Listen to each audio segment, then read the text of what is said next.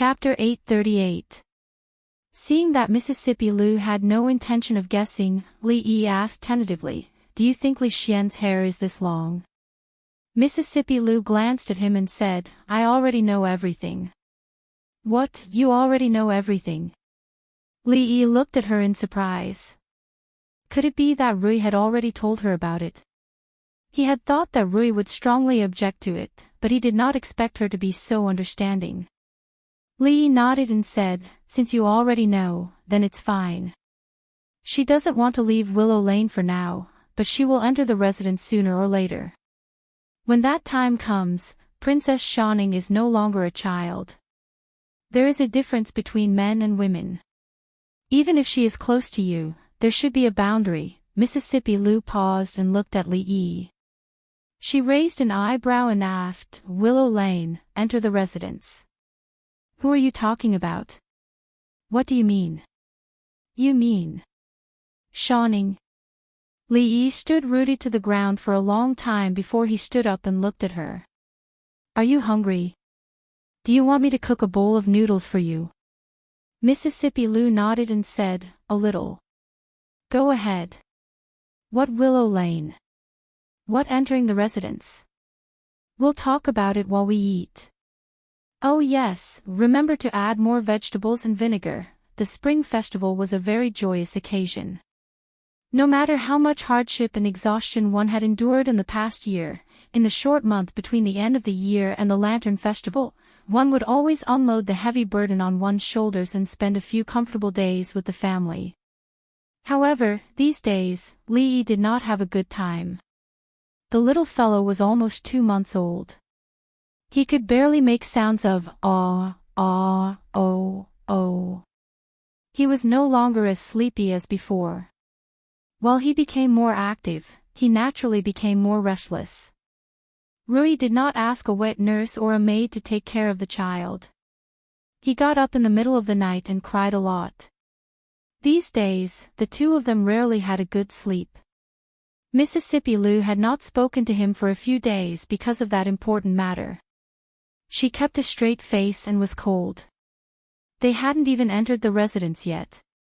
When that time came, just thinking about it gave her a headache. At the end of the year, the court meeting was approaching. All the officials were coming to the capital. The princess had a lot of things to do and hadn't seen her for a few days. He didn't have much time either. He didn't have to worry about the brothel and the shop. But at the end of the year, there were many things that he needed to see for himself. Seeing that it was New Year's Eve, he must still spend this year at home. Next year, he might be able to bring Zuemo and Ruoqing over. The whole family could make dumplings and stay up for the New Year together. Of course, for now, it was just a thought. After coaxing the little fellow to sleep again, Li Yi walked out of the room tiredly. Looking at the moon in the sky that was missing a corner, he murmured, "It's still missing something." After entering the 12th month, especially when it was getting closer and closer to the new year, the entire capital gradually became more lively and prosperous. The big families had to prepare for the celebration, and the ordinary people also had to buy the New Year's goods. All the big shops were overcrowded. The small merchants and peddlers also seized the only opportunity of the year, thinking of making a lot of money at the end of the year. The streets were crowded, and pedestrians could only walk slowly. At the gate of the city, a huge fleet of carriages slowly entered after being inspected by the guards at the gate. At the forefront, a tall man looked back at the towering city wall, and then looked at the endless tide of people in front of him and the row upon row of shops.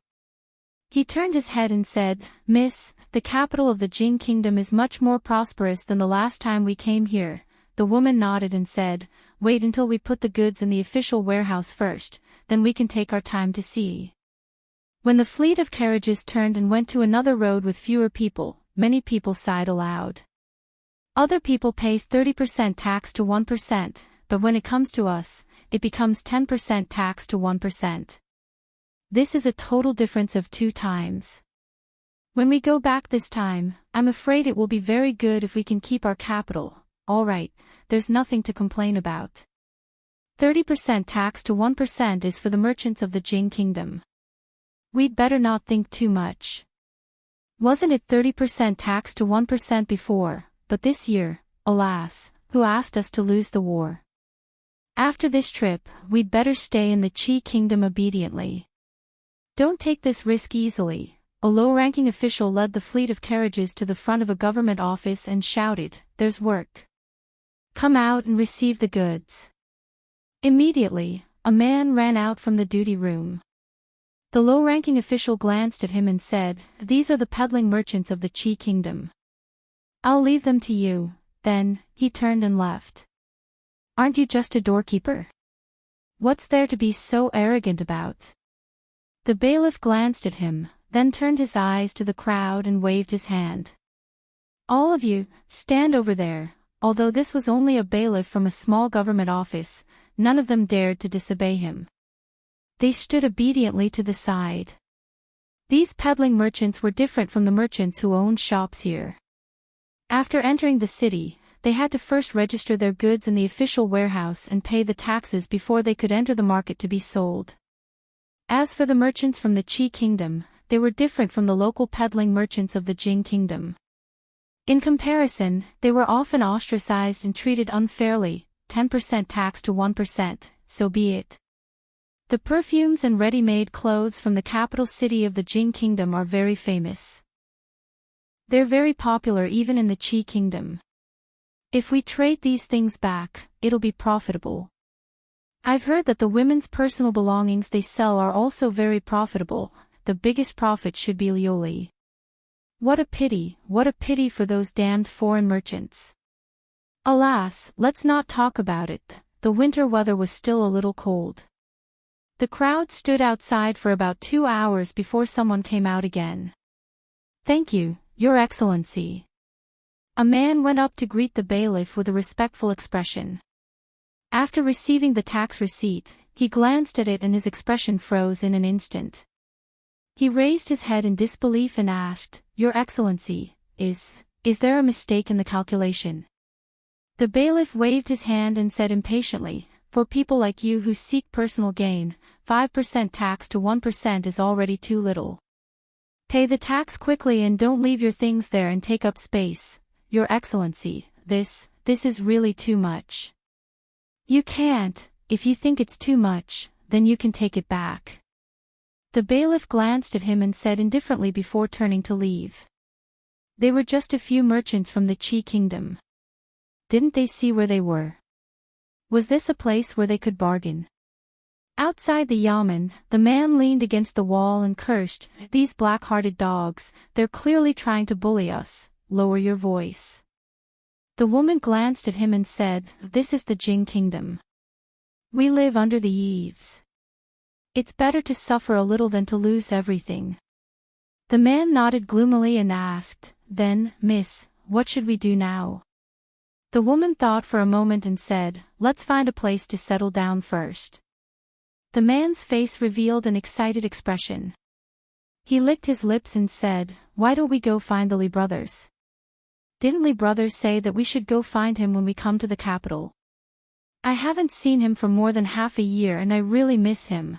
The woman looked at him and shook her head. "Let's find an inn first. We can ask around later." She looked at the crowded streets and murmured, "Since we're here, we should meet him." Chapter 839. So this is the home of the Li brothers. How extravagant. Lin Yong couldn't help saying as he stood in front of a mansion and looked up. The woman beside him glanced at him and said, "Don't call him that when you go in. This is not the Qi Kingdom, and he's no longer the accountant of the Lin family. You have to know your place." "Don't worry, Mississippi. I know that." Lin Yong nodded and walked toward the door. When Fong and Li walked out, he couldn't help saying, "Young master, I think you should apologize to Second Miss about this. You shouldn't hide such an important thing from her. It's normal for her to be angry with you. Does that mean that sister-in-law Fong already knows about Xiaohong? That's different. Second Miss is not." Fong opened his mouth and shook his head. "Forget it. It's the same. But I still think it's your fault. Lee nodded. I know. It's my fault. I'll talk to her. Lee brothers. As soon as he finished speaking, he heard a voice. Generally speaking, people would only address him as young master, Lord Lee, County Marquis Lee, and those who were more familiar with him, like Li Xian, never addressed him as Lee brothers. It had been a long time since he heard them address each other as such. Li Yi raised his head. When he saw the man standing at the door with a surprised face, he was stunned at first, and then his face showed surprise and delight. Brother Lin, why are you here? Lin Yong smiled and said, I came here with Miss to do business, so I came to see you. It's the spring festival, but you're still so tired. He generously gave him a bear hug and asked, where's Miss Lin? Lin Yong turned around and pointed to the back. Over there. I was just about to send someone in to inform her, and you came out. Gazing outside, Li Yi quickly walked over. That woman smiled at him and extended her hand, long time no see. Long time no see. Li Yi smiled and nodded. Then he looked at her outstretched hand and asked, this is, Lin Wanru looked at him in surprise and asked, a handshake. Isn't that the etiquette here? Oh, that's right, that's right.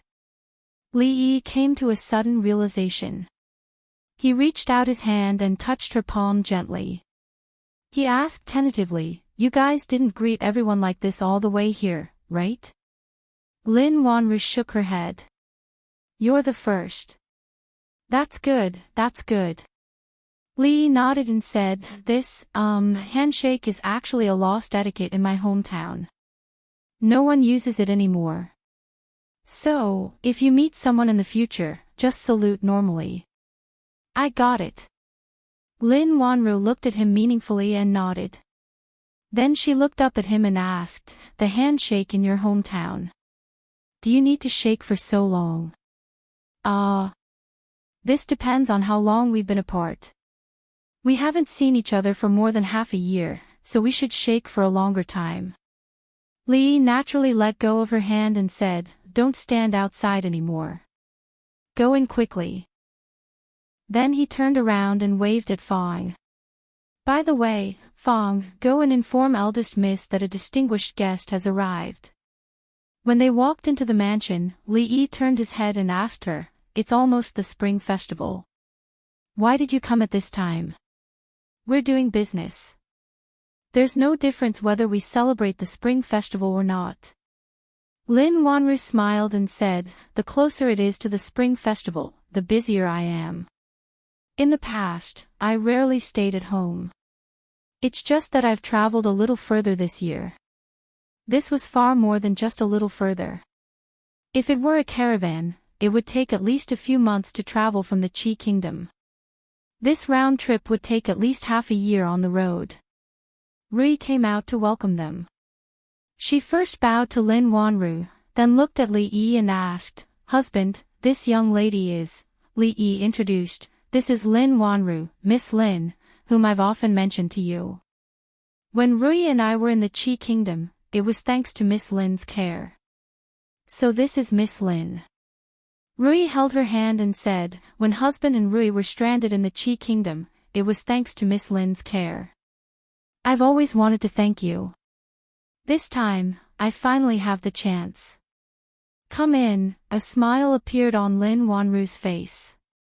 Madam Li, you're too polite. Watching them walk in hand, Li Yi looked left and right and asked, where's Rui?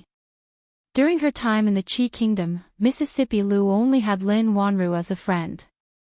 He believed that Mississippi Lu would be very happy to see her again. A servant girl said, second miss should be in her room. Go and call her. Li Yi said, then waved his hand and said, forget it, I'll go there myself. He couldn't keep the Cold War with Mississippi Lu. There had to be someone who spoke first. Generally speaking, this person could only be him. From afar, he saw Xiao Huan sitting in the corridor in front of Mississippi Lu's room. Li Yi walked over and asked, "Is second miss inside?" The little servant girl nodded. Li Yi habitually rubbed her head and walked inside. "Hey, son-in-law." Xiao Huan immediately called out to him. "What's wrong?" Li Yi turned around and asked in confusion, "Is there anything else?" The little servant girl rolled her eyes and bit her lips. Then she said with a smile, "Nothing, son-in-law, please go in." With the lesson from last time, Li Yi first knocked on the door. When he heard the voice, "Come in," he pushed the door open and walked in. After closing the door and turning around, he was immediately stunned. This time, it wasn't because he saw something he shouldn't have seen. To be exact, he didn't see anything this time. The room was filled with water vapor, blocking his vision. In addition, there was a faint fragrance. A surprised expression appeared on Li Yi's face. This cloud of mist, could it be that she was secretly cultivating in the room? "Xiao Huan, help me add some more hot water." When Mississippi Lu's voice came out of the mist, Li Yi finally realized what had happened. He cleared his throat and asked, "There's an important guest at home. Do you want to go out and meet him?" The voice in the mist paused for a moment before it came again, "Go out." Li Yi decisively turned around without any hesitation. When he closed the door, he carefully asked, "Do you still want more hot water?" When he walked into the courtyard, he saw the little servant girl still standing there. Before he could speak, Xiao Huan held her stomach and said with a bitter face, "Son-in-law, my stomach hurts. I'll go back to my room first." Seeing her quickly slip away, Li Yi said in surprise, "Stomach hurts? It shouldn't be these few days." He looked back at the door of Mississippi Lu's room and decided to stand there and wait for her. Not long after, Mississippi Lu, who had changed into a new set of clothes, walked out from inside. She didn't mention what had happened just now. Instead, she looked at Li Yi and said calmly, "She's here." Li Yi was stunned when he heard this. No way, she could even guess this. Seeing Li Yi's expression, her eyes flickered and she asked again, "The painting hidden in your study is her, right? Have you known each other for a long time?" "Ah. When I kidnapped you up the mountain, I was the one who separated you. If it wasn't for me, you and she would have. Sister doesn't care, so I have no reason to object." Mississippi Lu looked at him and said, "But, you shouldn't hide this from me. Next time, if you hide it from me like this, I'll ignore you forever." "Aw. What aw?" She took a deep breath and said, "Let's go and meet the second wife of the Li residence." "What second wife?" Li Yi looked at her in surprise and said, "Miss Lin has come to the capital. I came to call you and bring you to see her." "What are you talking about?" "Aw. What aw? What did you mean by what you said just now?" Mississippi Lu was stunned on the spot. After a moment, she waved her hand and said lightly, "Nothing, let's go." When walking with her, Li Yi seemed to understand something. He suddenly stopped and looked at her. He promised, "Don't worry, next time. I won't hide it from you, I swear." Chapter 840. Mississippi Lu turned to look at him. "How many more times do you want to do it?" "Only a few times." Li Yi secretly counted his fingers and then urged, "Let's go quickly. Don't let Miss Lin and the others wait too long." The friendship between women always came very quickly. By the time he and Mississippi Lu walked over, Lin Wanru and Rui were already calling each other Sister Lu and Sister Lin. After Mississippi Lu went over, there was even less for him to do. He walked over and asked Lin Yong, "When did you arrive in the capital? Where are you staying now?" Lin Yong replied, "We just arrived yesterday and found a random inn to stay in." Li Yi shook his head and said, "Since you're already in the capital, it's not appropriate to stay in an inn." "Which inn are you staying in?" I'll ask someone to help you pack your things and move in today. Lin Yong rubbed his hands. That's so embarrassing. Rui and Lin Wanru walked out of the room and said, Husband, there are many empty guest rooms at home. During this time, let Sister Lin move in so that she can take care of you. That's what I mean too. Li nodded and walked over. He looked at Lin Wanru and said, Miss Lin, which inn are you staying in? I'll ask someone to help you pack your things. There's no need to go through so much trouble, it's no trouble at all. Didn't we trouble you a lot back then? Okay then. Lin Wanru said a few words and finally nodded in agreement. It would take some time to pack, so they didn't stay at home for long. They asked Fong to call 2 guards from the mansion to help. Li Yi originally planned to go out, so he naturally needed to accompany them when he met them. At the entrance of an inn in the capital, several figures were anxiously pacing. Tell me, where did Miss Lin go at such an important time? The goods are still being held by them. If anything happens to the goods, our trip will be in vain. What should we do now? The officials of the Jing Kingdom are really going too far in their bullying. The few merchants of the Qi Kingdom were anxious. In the past, the Qi Kingdom and the Jing Kingdom were enemies as well. However, the Qi Kingdom was very powerful. When they were doing business in the Jing Kingdom, they would not encounter too many obstacles. On the contrary, the Jing Kingdom would deliberately make things convenient for them. However, it was different now. The situation in the Jing Kingdom had reversed in the past 2 years. Their situation had suddenly become very difficult. Hey, Miss Lin is back. Someone shouted. The crowd crowded around her and asked anxiously, Miss Lin, what should we do about this matter? Please give us a definite answer. Although Miss Lin was young, her family's business was very big. Her background was also very strong. She was the leader of the caravan on this trip. Li Yi asked in surprise, what happened? Lin Yong said gloomily, it's all because of those black-hearted people in the treasury. The taxes are 5% and 1%. If we pay the money, our trip will be in vain. The treasury. After listening to Lin Yong's description of the matter, Li Yi waved his hand and said, the imperial court would not normally impose such a heavy tax. It must be the people at the bottom who are deliberately making things difficult for you. After all, you are from the Qi Kingdom. Even if they really make things difficult for you, you have no way to reason with them.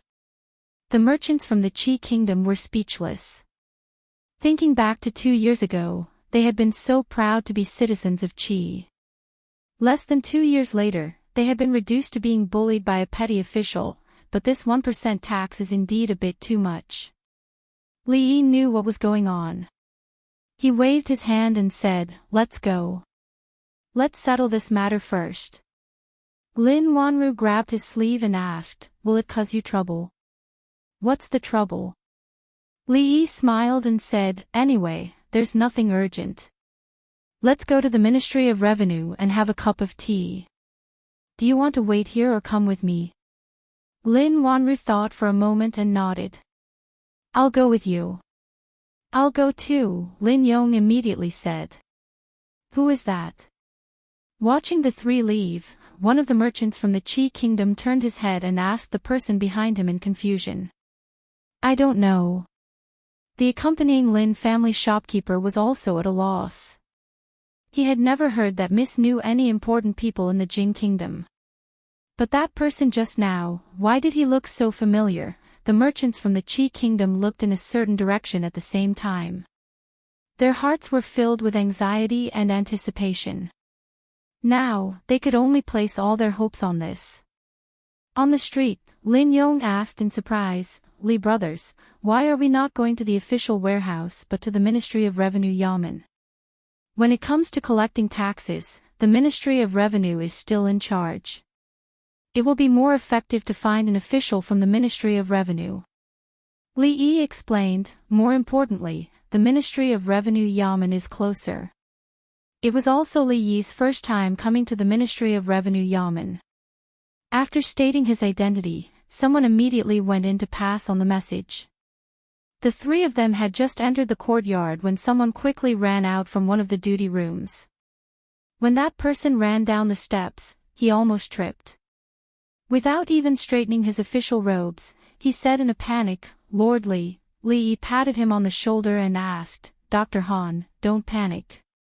Are Minister Qin and Assistant Minister Zhang here?"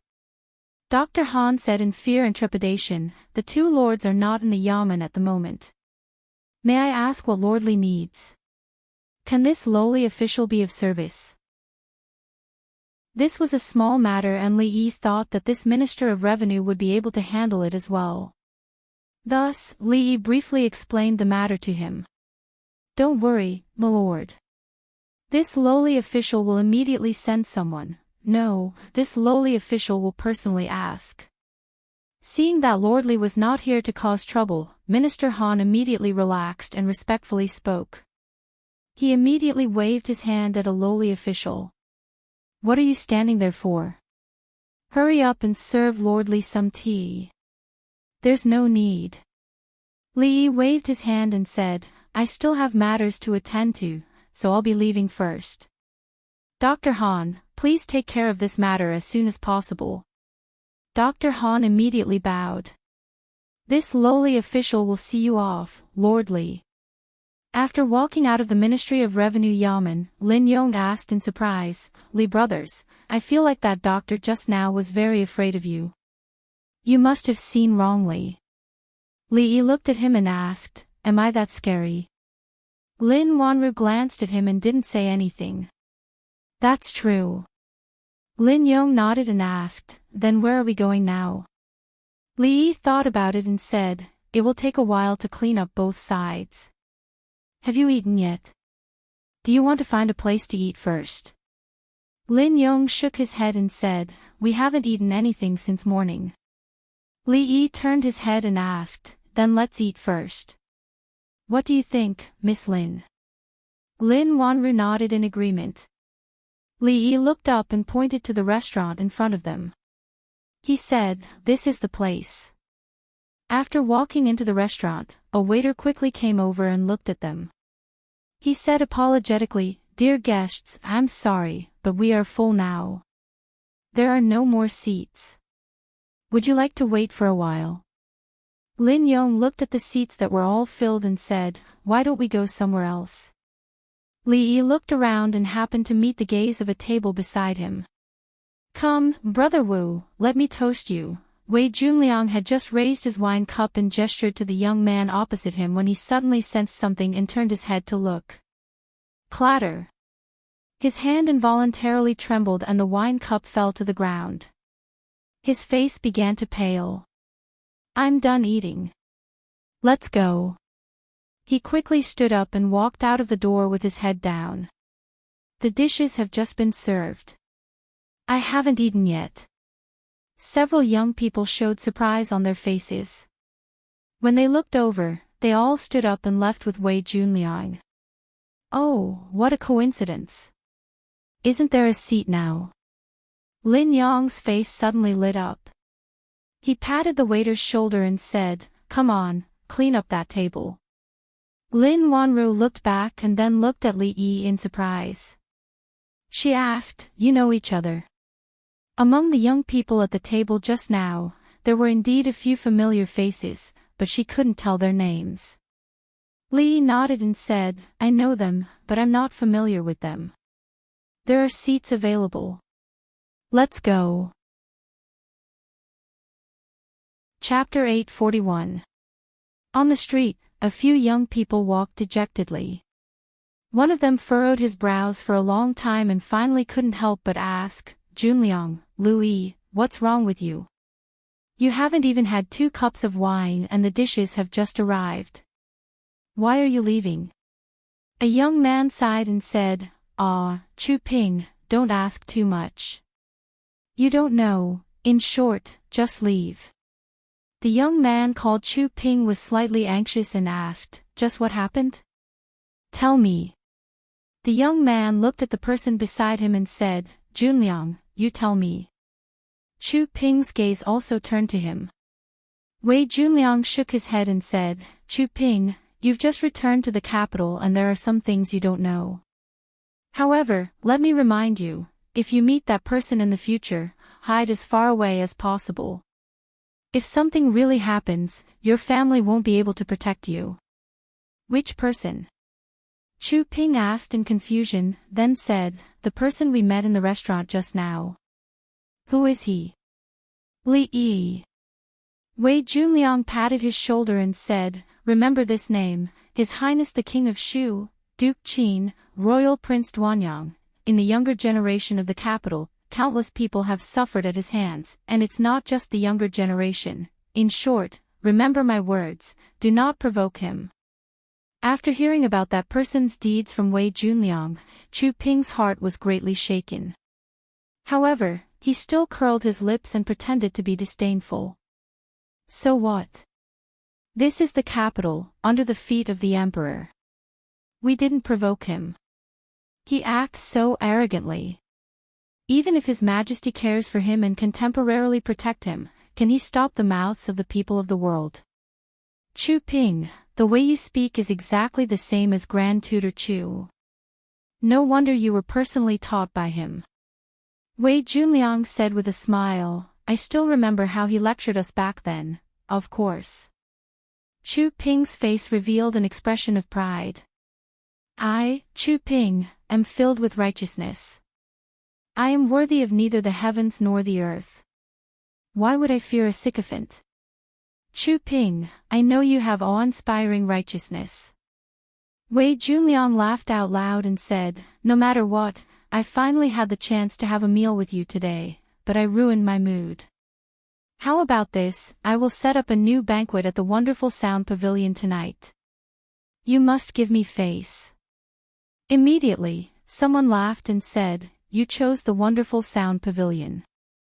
I'm afraid it's not as simple as just eating, right? Chu Ping said in surprise, wonderful Sound Pavilion. This place sounds like a music hall. Could it be that there are some mysteries here? That person walked to his side and whispered a few words. Chu Ping's expression immediately changed, and he hurriedly said, no, if Grandpa finds out that I went to that kind of place, he'll beat me to death. Alas, this wonderful Sound Pavilion is a place of entertainment. Could it be that the Lord Imperial Tutor is overthinking things? Chu Ping hesitated and asked, are you sure no one will know about this? That person smiled and said, apart from heaven and earth, there is only you and me. A smile appeared on Chu Ping's face as he said, I just want to listen to music and have a meal. I will definitely go. In the restaurant, seeing that Lin Wanru had also put down her chopsticks, Li Yi opened his mouth and said, let's go. The matters over there should be more or less settled. The sloppy old man's toothache hadn't healed yet, so he could only eat porridge for now. Fong ran between the two places every day, so he didn't know how many meals he had to eat. Wait a moment, one last mouthful. Lin Yong hurriedly said as he drank the last mouthful of soup in his cup. Only then did he burp and stand up while rubbing his stomach. Lin Wanru blushed slightly. She secretly glared at him before nodding and standing up. The two chatted as they walked back. Li Yi asked a few things about the Lin family's business. In Feng Province, with the backing of the third prince and the Qian family, the Lin family had once again taken a few steps forward in just half a year. Although it hadn't reached the level of a top wealthy family, it was already a long time ago. For example, the Bai family and the Ma family, which used to be on the same level as the Lin family, could now only become the vassals of the Lin family. Since the price of colored glass had plummeted, they could only rely on the Lin family to barely survive. Lin Wanru looked at the row upon row of streets on both sides of the street, thought for a moment, and said, if it's just jewelry, it may be the end soon. This time, the main reason I came here is actually to visit the capital of the Jing Kingdom. The ready-made clothes, perfume, liquor, are all very popular in the Qi Kingdom. Unfortunately, I can only bring them in this way, and the price is very high. If I can directly reach an agreement with them and build the workshop in the Qi Kingdom, I can reduce more than 70% of the cost." She paused and said, "However, I heard that these shops all have the shadow of the royal family behind them. I'm afraid it's unlikely." "That's not necessarily true." Li Yi shook his head and said, "Everything is possible." Lin Yong interrupted, "It's not easy to make perfume and liquor, but what's there to cooperate with about clothes? Just make it according to the original." Li Yi glanced at him. If he were to do business in the future for another 1,000 years, he would definitely lose so much that even his underwear would not be left. However, for now, what he said was not wrong at all. Regardless of whether it was underwear or ready-made clothes, he wanted to first build up his reputation and reputation. This way, even if there were imitators in the future, they would not be too much of a threat. Lin Wanru also glanced at him, but did not say anything. If things were really that simple, ready-made clothes shops in the Qi Kingdom would have sprung up a long time ago. In fact, although there were countless people imitating the Jing Kingdom, the quality of the fabric and the style of the clothes were far from being comparable to the authentic products in the Jing Kingdom. Those shops sprung up like mushrooms after a spring rain, only to close down in a short period of time. Although Li Yi did not say anything, Lin Wanru's words reminded him that if he were to cooperate with the Lin family, his own shop would soon be able to open in the Qi Kingdom.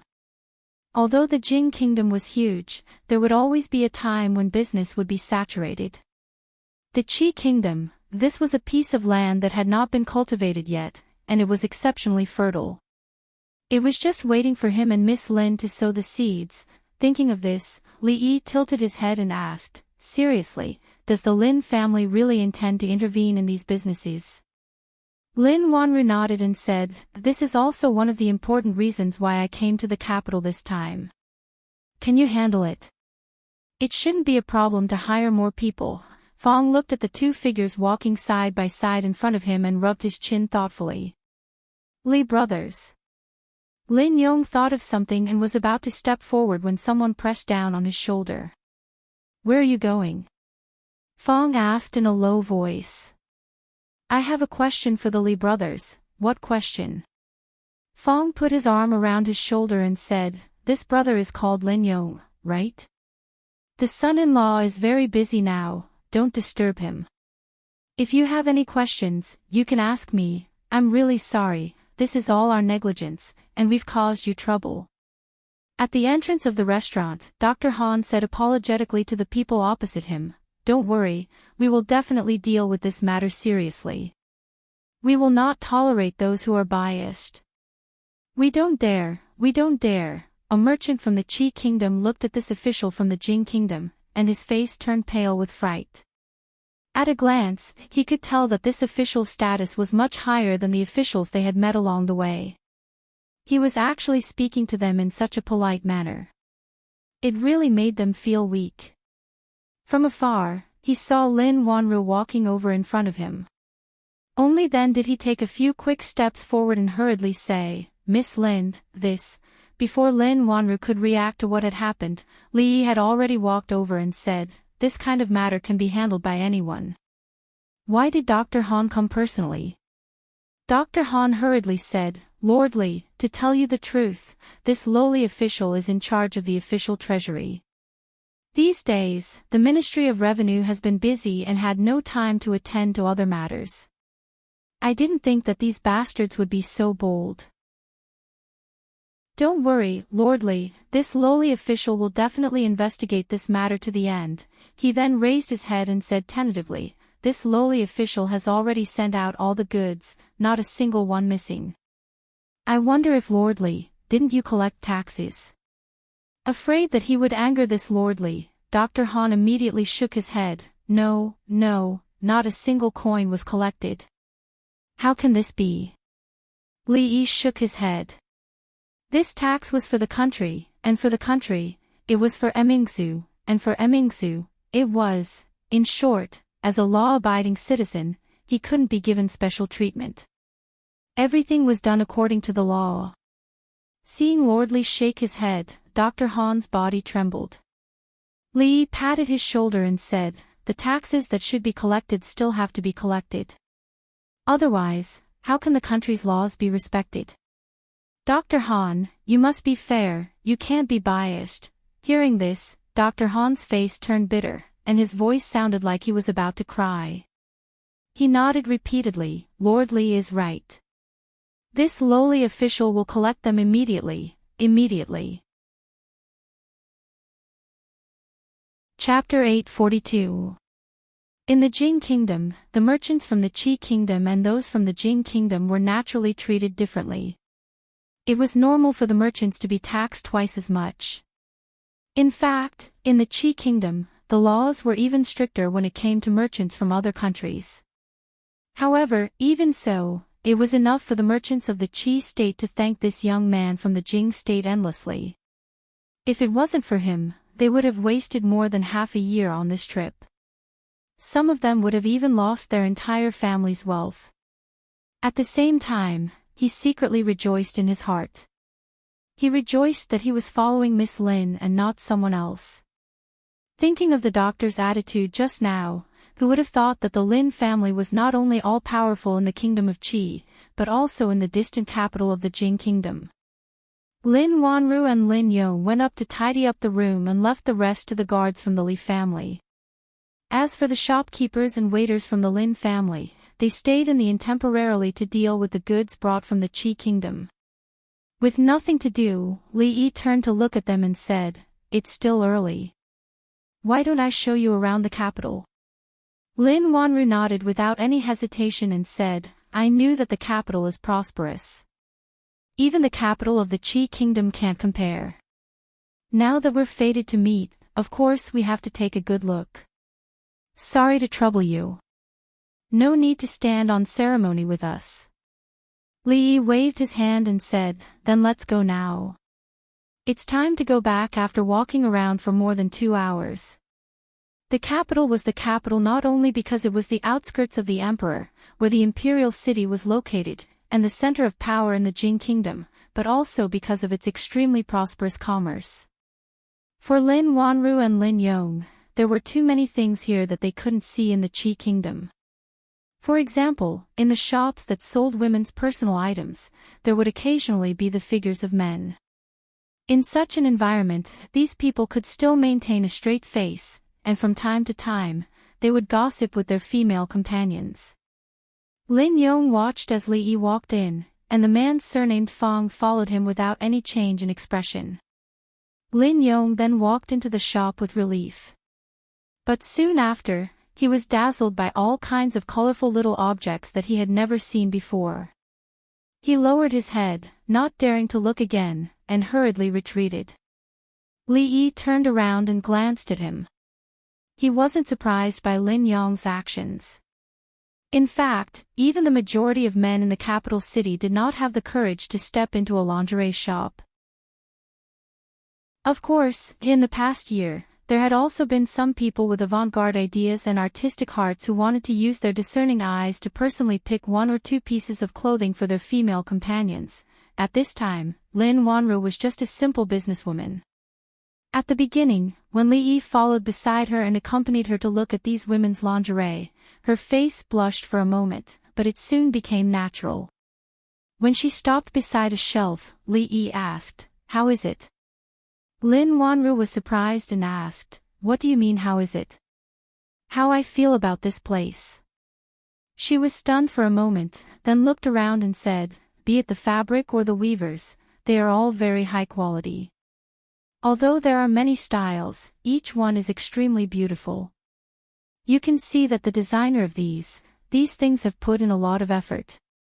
It's not surprising that they are popular and sought after by women all over the world. No wonder although there are so many people trying to imitate them, few succeed. Unless we reach an agreement with them, it will be very difficult to imitate them." Lin Wanru shook her head and said, "Let's go." Li nodded and then turned to look at a young girl behind them. He pointed to a few pieces of clothing that Lin Wanru's gaze had lingered on for a long time and ordered, "Wrap these up for this girl." Lin Wanru was stunned for a moment, then shook her head and said, "No need, I'll just look." Li Yi waved his hand and said, "You're welcome. Speaking of which, I haven't officially given you anything yet. Since you're in the capital city, I have to do my part as a host. Don't refuse." Lin Wanru looked at him and said in surprise, "Is it also the custom of your hometown to give a girl these for the first time?" "This is not the point." Li Yi shook his head and said, "In the past, when we were in the Qi Kingdom, it was always you who gave us things. This time, don't be polite with me. Miss, it's done." The young girl smiled and handed over a cloth bag embroidered with a few willow leaves. Only then did Lin Wanru notice that in the shop, many women were carrying such bags in their hands. The material of this handbag was excellent, and it also looked good. No wonder the underwear here was so expensive. Just from the handbags they gave, it could be seen. Li Yi smiled at the young girl, then turned back and said, "Let's go out and look at the other things." "You haven't paid yet." Although Li Yi had said that this was a gift for her, Lin Wanru still took out her purse and was about to ask the young girl for the price. Li Yi, who was beside her, waved his hand lightly and said, "It's our own shop, no need to be polite." "Ah."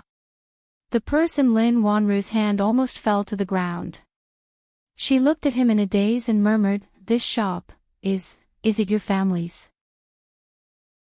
Ever since Lin Yong found out that the shop that sold women's underwear belonged to the Li brothers, he always had an illusion when he looked at him. It was as if there was a halo above his head. Women's underwear, bras, and other things were flying around the halo. Lin Wanru walked on the street and finally recovered from the shock of what had just happened. She said, "There's a tailor shop here." A moment later, she saw the young girl in the shop handing her a familiar handbag and the willow leaf on it. She turned to look at Li Yi and murmured, "This." Li Yi looked at her and nodded. "You're welcome." Lin Wanru finally understood this time. As long as there was a willow leaf logo, there was no need to be polite. After walking halfway down the street, she discovered that not only the underwear shops, but also the cloth shops, perfume shops, soap shops, wine shops, confectionery shops, and even the Rue family inn, where they had stayed yesterday, were also free to use. This even gave her the illusion that she didn't need to be polite when buying things in the entire capital. The Lin family had been merchants for generations and had been illustrious and glorious. She had seen many rich and powerful merchants, but even those people couldn't compare to the scene she saw with her own eyes today. "Miss, we've been walking for a long time. Should we find a place to rest?" Lin Yong looked around and her eyes suddenly lit up. "There's a brothel in front. Why don't we go inside and listen to a show? I heard that the shows in the Jing Kingdom's brothel are very exciting." Lin Wanru's mind was a bit confused at this moment. She wanted to find a place to properly sort out her thoughts. Moreover, Lin Yong's body was already full of things. Finding a place to rest would be good. She turned to look at Li Yi to ask for his opinion. Seeing Li Yi nod, she said, "That's fine. I've only heard about the Jing Kingdom's brothel. Today is a good opportunity to see it." After walking into the brothel, her footsteps paused. She seemed to have thought of something. She retreated outside and looked up. There was a beautiful willow leaf logo on top of her head. It was particularly eye-catching. "Go in. Whatever show you want to listen to." Li Yi walked over from behind and said, "You're welcome." Chapter 843. This is such a big place, and it's all ours. Lin Yong was still not used to the feeling of renting out a theater. He looked down at the stage below, then looked left and right, and saw that there were no other customers besides them. There were all sorts of fruits and pastries on the table in front of them. He asked with uncertainty. Fong patted his shoulder, took a pear from the table, and took a bite. He said, "Don't look, no one else will come in." Li Yi had no intention of renting out the theater, but the scene that Lin Wanru had casually ordered was not scheduled today, so it could only be performed at the last minute. Li Yi did not tell her either. After all, it was his family's brothel, and it was not a big deal to be a little extravagant once in a while. Lin Wanru took a sip of tea and looked down at the stage, but her mind was not there. She had known many things about him a long time ago. He was the #1 scholar in the Jing Kingdom, and a favorite minister of the emperor. Before he had even reached the age of 20, he had risen from a commoner to a noble, and his glory was unparalleled. If not for the experience in the Qi Kingdom half a year ago, given their status and position, perhaps they would never have met, and the things that had happened before would not have happened. Originally, she had thought that the distance between her and the accountant, who was proficient in mathematics and had a unique understanding of business, was very close. However, the appearance of the third prince later made her understand that there was an insurmountable gap between the two of them. After arriving at the capital, in less than a day's time, she had already heard many things about him. He was more powerful than she had imagined, and it also made her realize that things were not the same as they had been half a year ago. One was a foreign businessman, and the other was the youngest duke in the Jing Kingdom. Perhaps even if they met, there would not be much to say between them. However, this thought was completely overturned when she saw him. Everything seemed to be the same as half a year ago. At this moment, after learning about these things, she was surprised to feel that the distance between the two of them seemed to be much closer than before. It was as if they suddenly had a common language, just like half a year ago.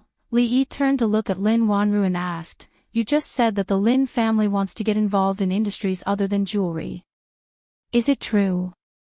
Lin Wanru nodded and said, "I started preparing a few months ago.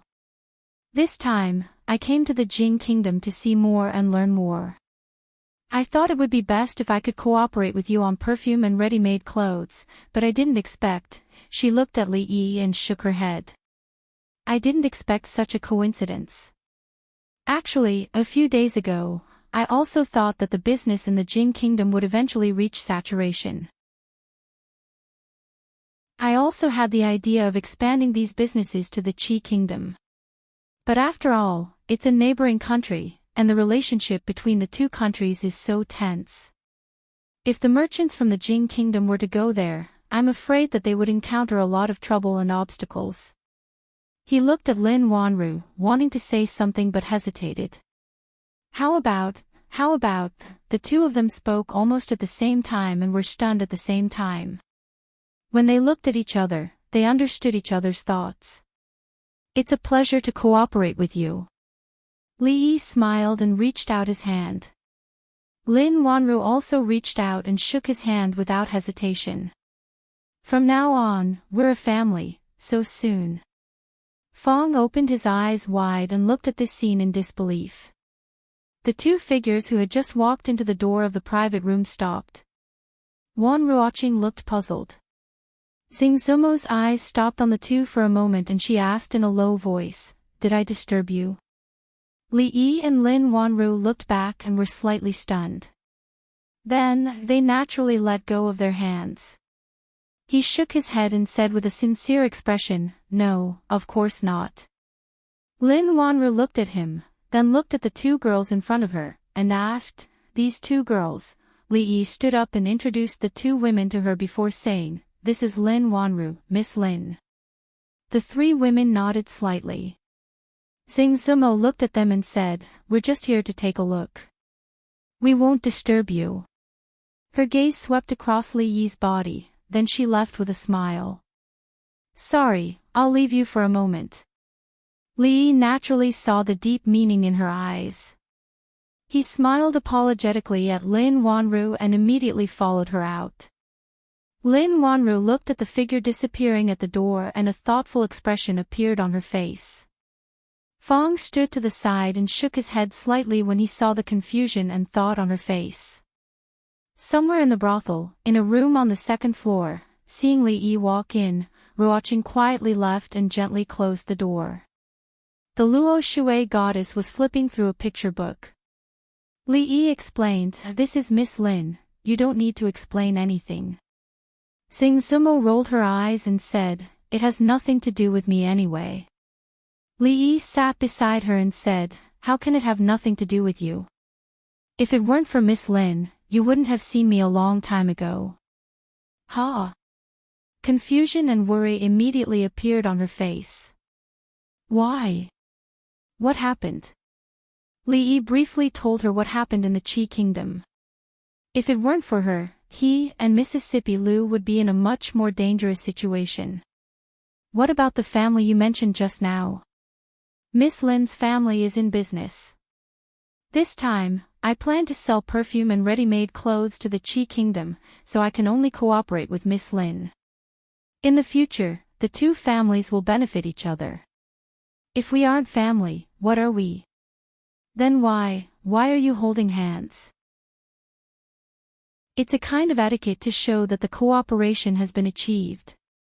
Besides, Fong is still here. How can it be like that? Zumo glanced at him and said, "Then why didn't you tell me earlier? You didn't give me a chance just now." Li looked at her and asked with a smile, "What's wrong? Jealous?" She rolled her eyes again. "Who's jealous? Don't worry. My relationship with Miss Lin is still very pure. It's not like what you think."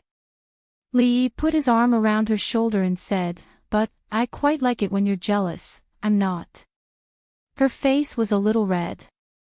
Then, as if remembering something, she hurriedly stood up and said, "Oh no, she's your savior.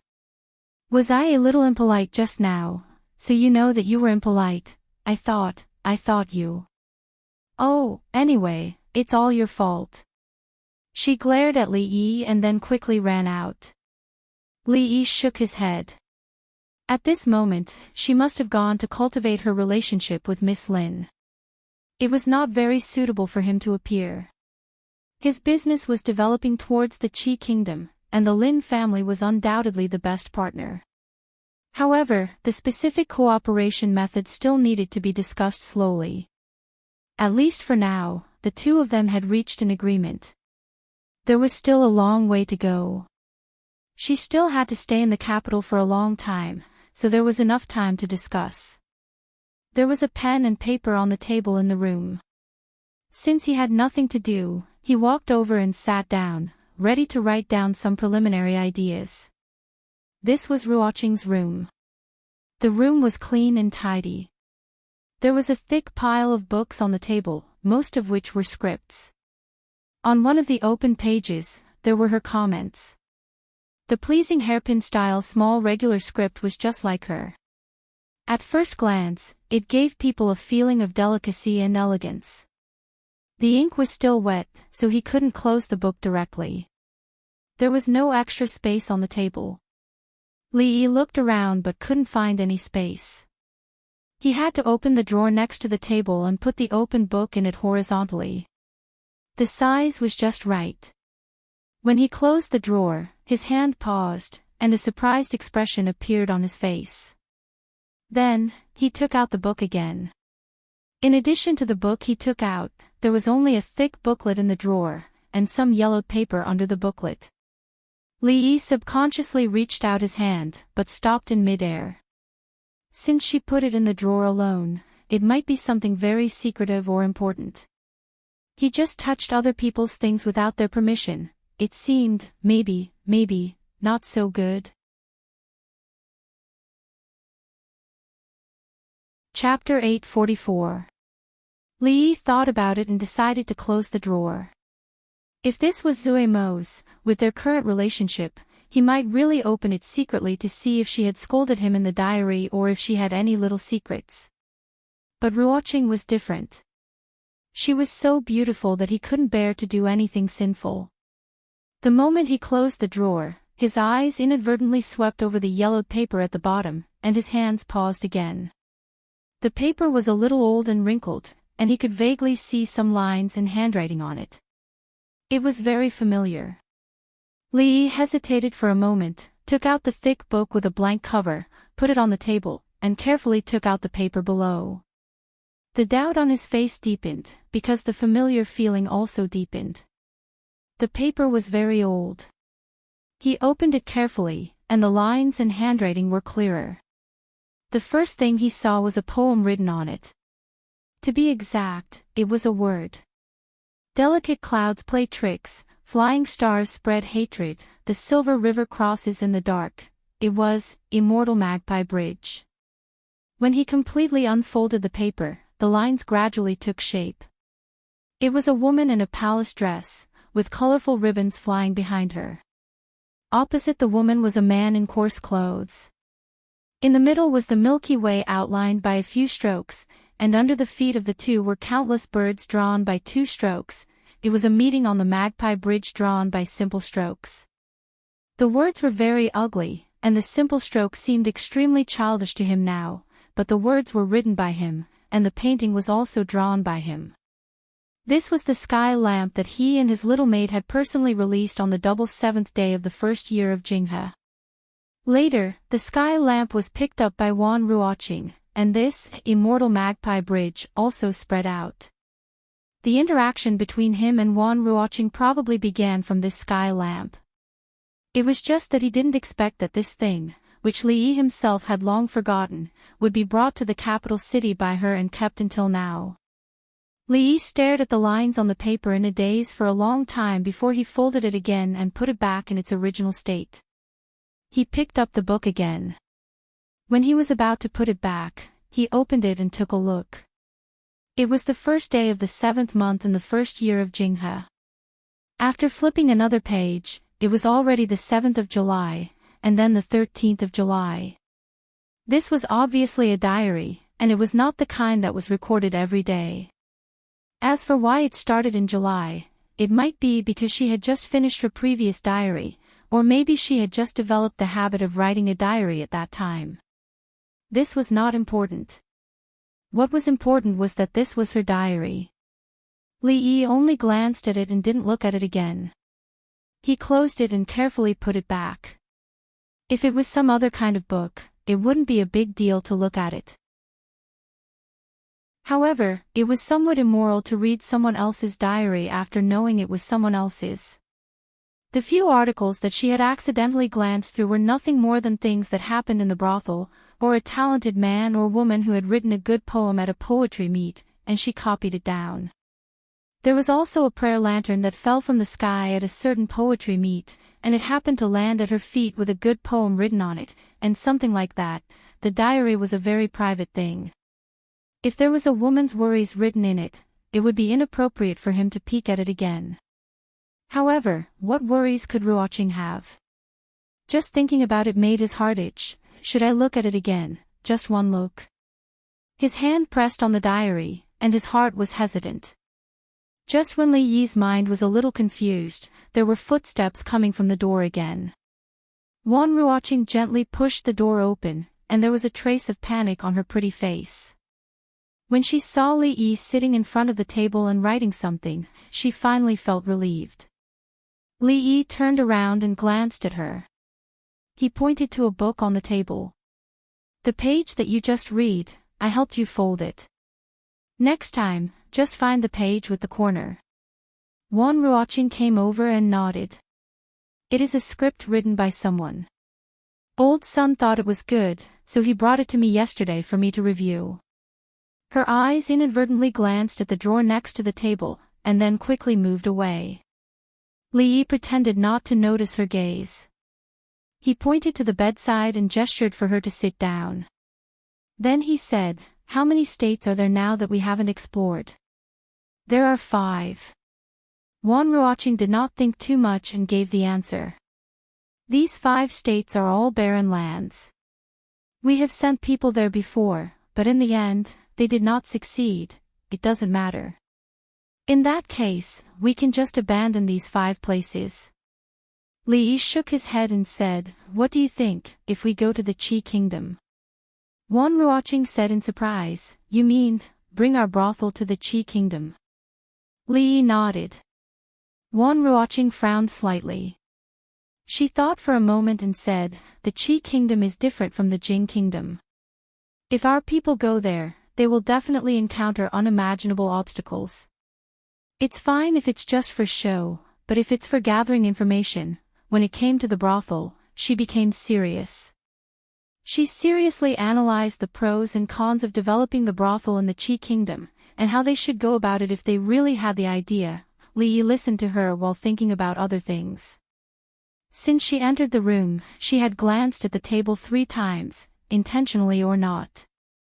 Each time, her eyes would sweep over the drawer, which meant that there was something important inside.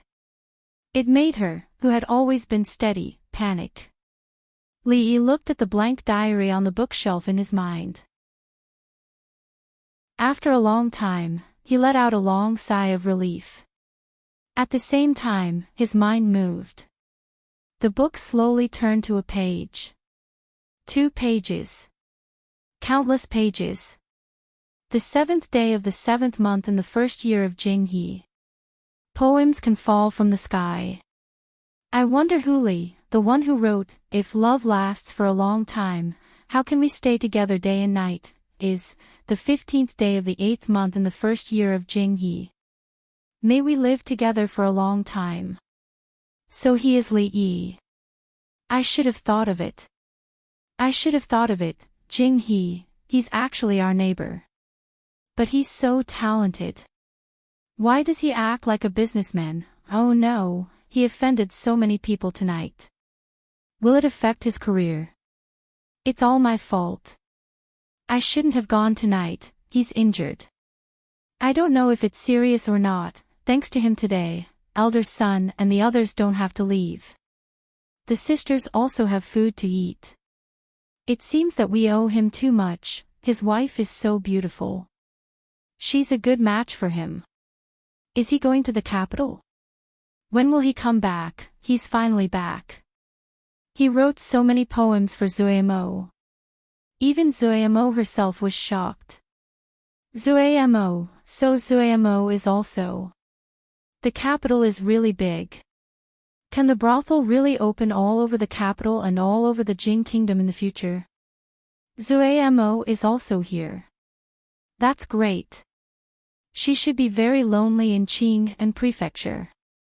I wonder if he will come today. He should be very happy to see Zuemo. The expression on Li Yi's face changed. Sometimes happy, sometimes sad, sometimes annoyed, and sometimes worried. The reason why he didn't like to put the handwritten books into his mind was that when he received the information, he could clearly feel the emotions of the writer at that time. There was no real empathy in the world, but for Li Yi, there was.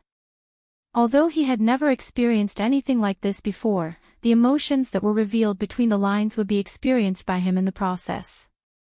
When reading engraved books, such a situation would not occur at all. Therefore, he almost completely experienced the emotional journey of Wan Ruoqing in the past 2 years. Of course, he also experienced the emotions hidden between the lines. You. What's wrong with you? Wan Ruoqing looked at him in a daze. Seeing the change of expression on his face, she asked nervously, "Did I say something wrong?" No. Li Yi closed his eyes. After opening them again, he shook his head and said, "I thought of something myself." The feelings of a young girl were always poems, but the process of writing poems was very difficult to bear. The feeling of having 2 kinds of emotions mixed together was not a good feeling. If he were to read page by page and experience all these emotions again, it would be as if he had experienced a new life. He might even have a split personality. With another thought, the book in his mind turned into spots of light and completely dissipated. At the same time, countless pieces of information surged into his mind. He looked at Wan Ruoqing. Just as he was about to speak, his body suddenly shook. His heart seemed to be clenched tightly with a fist and filled with some kind of emotion. He clutched his chest and gasped for breath. His body trembled and tears rolled down his cheeks uncontrollably. Chapter 845. He came again today. There was no more osmanthus cake. He seemed to be a little disappointed. This autumn, he should dry more, drunken Mo, this silly girl, can't hide anything in her heart. She obviously likes him. He should have seen it, right? He was taken away. What should I do? What should I do? There's finally news from the brothel. It's good that he's fine, it's been a month. I wonder how he's doing outside. Those people didn't make things difficult for him, did they? 2 months, 4 months, God bless, he's finally back. Drunken Mo is also very happy. Seeing her hiding in the room and crying, if it can continue like this, it's really good. This year's Osmanthus is very good. He will definitely like it, Drunken Mo, they. It's good that Drunken Mo can have a good home. Lee sat there in a daze. Images kept appearing in his mind, and his emotions were no longer under his control. These emotions were what Wan Ruoqing had once felt, and they were also what he was feeling at this moment. Although he had not experienced it personally, for some reason, these emotions and feelings were so real and clear, filling his heart. Joy, grievance, happiness, sadness. All kinds of things were intertwined. In the willow alley, the person standing behind the door and watching the 2 people in the courtyard talking and laughing was her. Outside the brothel, the figure standing at the entrance of the alley and looking into the distance was also her. In front of the window of the small building, watching a figure disappear, she sat there for a long time until night fell. It was still her. She still smiled at him and spoke softly, exactly the same as before. But no one knew the pain in her heart. Wan Ruoqing looked at him clutching his chest and crying uncontrollably. Her beautiful face had already turned pale. She said anxiously, "What's wrong with you? Is your chest uncomfortable? I'll call the doctor right away." The moment she turned around, Li Yi reached out to grab her wrist and said in a low voice, "I'm fine, don't worry." He had only personally experienced some of the things in her heart. She could even stand here and talk to him without the slightest bit of awkwardness. What could possibly happen to him? Wan Ruoqing's face was still pale. She looked at him and said worriedly, "Then you." "It's okay. My chest suddenly hurt a little, but it's much better now." Li Yi shook his head and said, "I'm a little thirsty, I'll go get some water." Wan Ruoqing hurriedly got up. There was a glass container and a cup in the corner of the room. Although it was what she usually used, she couldn't care so much at this moment. After pouring a cup of water for him, she quickly walked over. Li Yi picked up the glass of water and drained it in one gulp. Only then did he calm down a little. Wan Ruoqing was still worried. She looked at him and whispered, "Is there really nothing wrong?" Li Yi smiled and stood up. He patted his chest and said, "I'm really fine. Let's go out. They should be done soon." Wan Ruoqing shook her head and said, "You rest here for a while. I'll go find a doctor. I'm really fine." Li Yi shook his head and said, "When you enter the palace tomorrow, just find a doctor." Wan Ruoqing looked at him a few more times. Seeing that he was really fine, she nodded and said, "You must remember tomorrow, the play is almost over. Let's go." She turned around and prepared to open the door. "Ruoqing." A voice came from behind her. She turned her head and looked at him in confusion. He used to call her Miss Wan or Miss Ruoqing. After they got to know each other, he didn't call her that. In his memory, he had never formally called her that. Li Yi slowly walked over.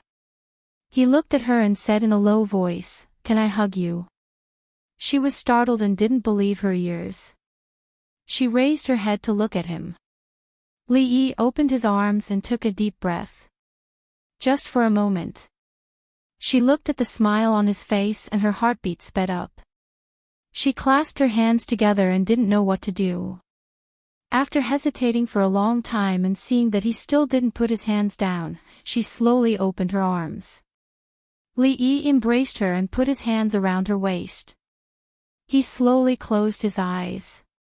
Wan Ruoqing opened her eyes. Her heart was beating very fast. She didn't know where to put her hands. After a long time, she finally dared to hold him gently. She carefully looked up and closed her eyes as well. No one knew how long it would be for a moment. It could be as short as the blink of an eye or as long as the world. Lee didn't know either. They're coming. After a long time, Wanruoching finally spoke softly. Lee let go of his hands and said, "Let's go down as well." As for this hug, they tacitly didn't mention it. When he walked out of the building, Xingzumo and Lin Wanru also walked over from the opposite side. Goddess Luo Shui glanced at him and asked in surprise, "What happened to your eyes?" Li rubbed his eyes and said, "Nothing. Sand accidentally got in my eyes." "Are you done now? Let me help you blow it." She walked over worriedly and stood in front of him. Just as she stood on her tiptoes, she seemed to have thought of something and hurriedly moved away with a red face. She whispered, "Is there anything else?" Lin Yong strode over and said, "Men and women shouldn't touch each other. It's not convenient for this lady. Li brothers, do you want me to blow them for you?" "What are you blowing for?" Fong grabbed his arm and pulled him back. "There's sand in my eyes too. Help me blow them." Li looked at her and shook his head gently. "It's fine now." Xingzumo nodded and then turned to Lin Wanru. "The other places in the brothel are also quite interesting. Let me show you, okay?" "Thank you, Miss Zhang." Lin Wanru nodded happily. After visiting the brothel and saying goodbye to Xingzumo and Ruoching, it was getting late.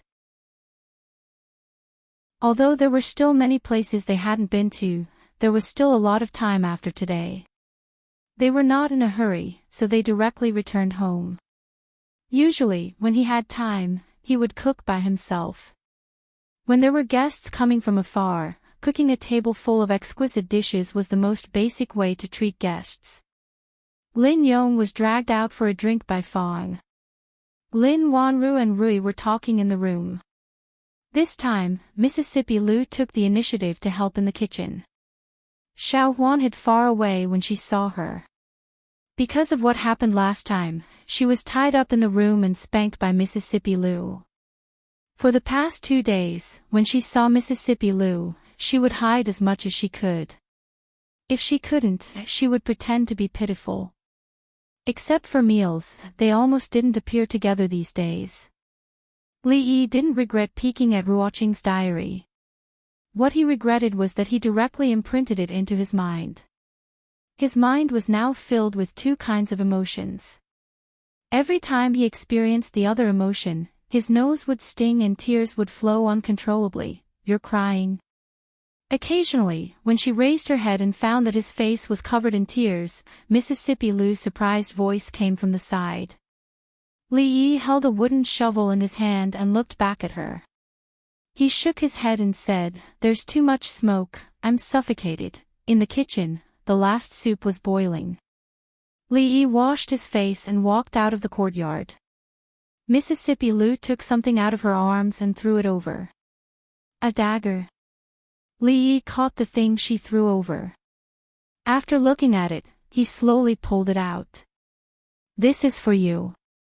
Use it for self-defense." Mississippi Lu glanced at him and said faintly, "Be careful. This dagger can cut through iron like mud. Don't hurt yourself before hurting others. By the way, there's one more thing. I want the brothel to publicize more chivalrous deeds of martial arts heroes who see injustice on the road." "When did you see Miss Wan?" Thinking of another matter, Mississippi Lu had just opened her mouth when she saw Li suddenly with tears in his eyes. She quickly walked over and asked hurriedly, "What's wrong with you?" Li held the dagger and casually wiped his eyes. He held her hand and said in a low voice, "It's nothing. I like the dagger you gave me very much." "Thank you, Rui." Mississippi Lu stared at him blankly. "Just because of this?" Chapter 846. Second miss, it was all my fault that day. Please don't blame the son-in-law anymore. Xiaohuan walked over with tears in her eyes. She hugged Mississippi Lu's arm and shook it as she spoke pitifully. This was the first time she took the initiative to approach Mississippi Lu in the past 2 days. Mississippi Lu looked back and asked, "How did I blame him?" "I saw it. The son-in-law cried because of you." The servant girl wiped her tears and said, "Second miss, if you want to blame someone, blame me. You can beat me or scold me. I've never seen the son-in-law cry before." Mississippi Lu looked back again. There was some hesitation on her pretty face. It was just a small gift. Did he have to be moved to tears? As she thought of this, she suddenly realized that she had never given him anything decent. It seemed like she hadn't even given him anything that was not decent. She looked at Xiaohuan and suddenly asked, "Do I treat him badly?" The servant girl nodded. Mississippi Lu frowned slightly. She quickly shook her head. Mississippi Lu's brows relaxed slightly. "It's not very bad. It's very, very bad. In another 2 days, it would be the 4th year of Jinghe. This year's New Year's Eve would be very lively.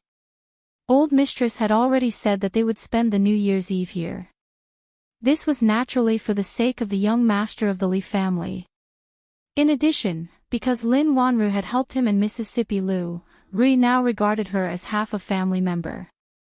Naturally, she would participate in the reunion dinner that night. Together with the Duan Wu family, this year's New Year's Eve was naturally different from the previous family of 4. Li Yi lay in the courtyard and basked in the sun. After 2 days, his mood was not affected. He began to read the contents of the notebook word by word. Mississippi Lu walked out of the room. She raised her hand and something flew over. After Li Yi caught it, he was slightly stunned. It was an apple, and it was peeled. He didn't quite understand what Mississippi Lu meant. She gave him a peeled apple. Did she mean to peel him? It seemed that other than hiding that matter from her and accidentally barging into her room when she was bathing, he had not offended her in any way, right? Mississippi Lu glanced at him and said faintly, "An apple a day is good for your health." Li Yi stood up from the rocking chair and looked at her warily. "What's the matter? Just say it." Mississippi Lu frowned and looked at him. "What do you mean? Are you all right?"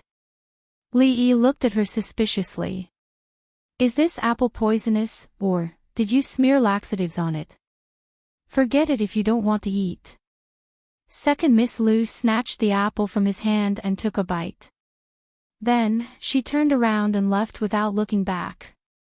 Those who were unaccountably solicitous were hiding evil intentions. Especially Mississippi Lu.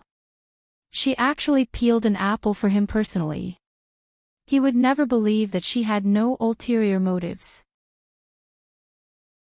Fortunately, he had already seen through everything. Li Yi pursed his lips, then looked up and murmured, "It should be about time. Somewhere in the capital city." "Miss, the script that we took yesterday, I've already looked through it. The parts that need to be changed have all been marked out. After the changes are made, just bring it to Old Master Sunday, miss. They want us to arrange more chivalrous plays. Go and tell them that it's already being arranged. Old Master Wu from the north of the city accidentally fell off the stage yesterday and was slightly injured. Old Master Wu has a lot of prestige in the capital city. Go and see for yourself. Remember to get some money from the accountant, don't go empty-handed." When Wan Ruoqing walked out of the brothel, it was noon. In fact, she had formed the habit of eating at this time. She habitually glanced in a certain direction, and when she saw a figure walking over, she was slightly stunned. What a coincidence. Li Yi looked at her and said with a smile, "I went to a few shops in the morning. When I passed by the porridge shop, I bought some porridge and vegetables. Have you eaten? Do you want to eat together?" Not yet. It was just a habitual action. She never thought that he would really appear from there. After Wan Ruoqing came back to her senses, she nodded slightly. Li nodded and said, "That's just right. Let's go up and eat together. When I bought it just now, I accidentally bought too much, in the attic on the second floor of the small building." Wan Ruoqing looked at the porridge on the table and asked in confusion, "Why did you buy so much?" Li Yi was stunned for a moment. Then he looked back at Fong and said, "I bought a portion for him, but I didn't know that he had already eaten. It's too much for one person to eat." Fong nodded and rubbed his hungry stomach. He nodded and said, "Yes, when I came here just now, I had already eaten. Tremolo lotus seed and 8 treasures porridge, which one do you want?" Li Yi picked up a small bowl and said, "The business of this porridge shop is good, and the taste is good. Tremolo lotus seed." Wan Ruoqing nodded and said, "Yes, I remember when I was a child, there was such a porridge shop not far from my home. But at that time, I could only eat it once a month. The taste of this shop is similar to that of my childhood." Actually, she was used to going there to buy some porridge and vegetables in the afternoon. She had planned to do the same today. She didn't expect that there would be such a coincidence. Coincidentally, even those few side dishes were her favorite. That's a coincidence. Li Yi handed her chopsticks and said, "Let's eat. I have a few ideas about the future development of the brothel. I want to discuss with you." Smelling the fragrance of porridge, Fong swallowed a mouthful of saliva, gently closed the door, and went out. Originally, he only planned to eat 2 chicken legs, but now he wanted to eat 4. When he bought the porridge shop, he wanted to taste it. Was the tremolo lotus seed porridge really so delicious? "I really didn't expect that Lord Tseng is already the governor of the capital, but his life is still so frugal. You can eat plain porridge and pickled vegetables with such relish. I really admire you." Tsing Shichen, who had moved into the governor's mansion, looked up and casually stretched out his hand, saying, "I'm used to living a luxurious life. Occasionally eating plain porridge and pickled vegetables is also a special flavor. You can sit anywhere you want." After a few words of greeting, Tsing Shichen put down his chopsticks, wiped his mouth, and asked, "Brother Chui, you came in person today.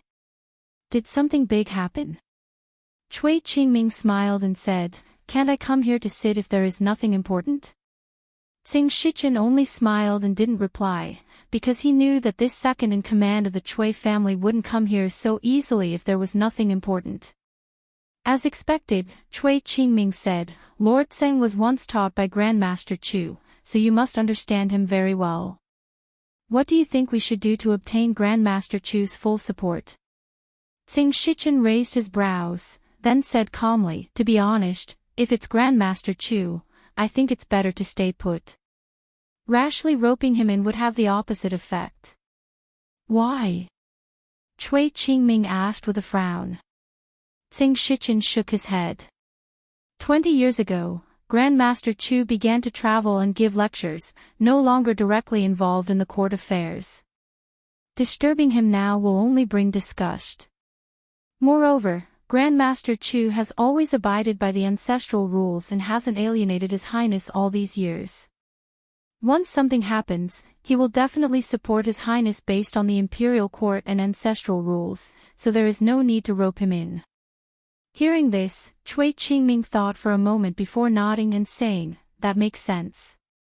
However, even if that's the case, if we can obtain Grandmaster Chu's full support, we will be able to gain the loyalty of all the officials and regain the support of many court officials. It will be of great significance." Then, he sighed and looked at Tsing Shichen. "In the past 2 years, our side has suffered heavy losses in the imperial court. Until now, only Lord Tseng and Lord Qin have been able to go against the current.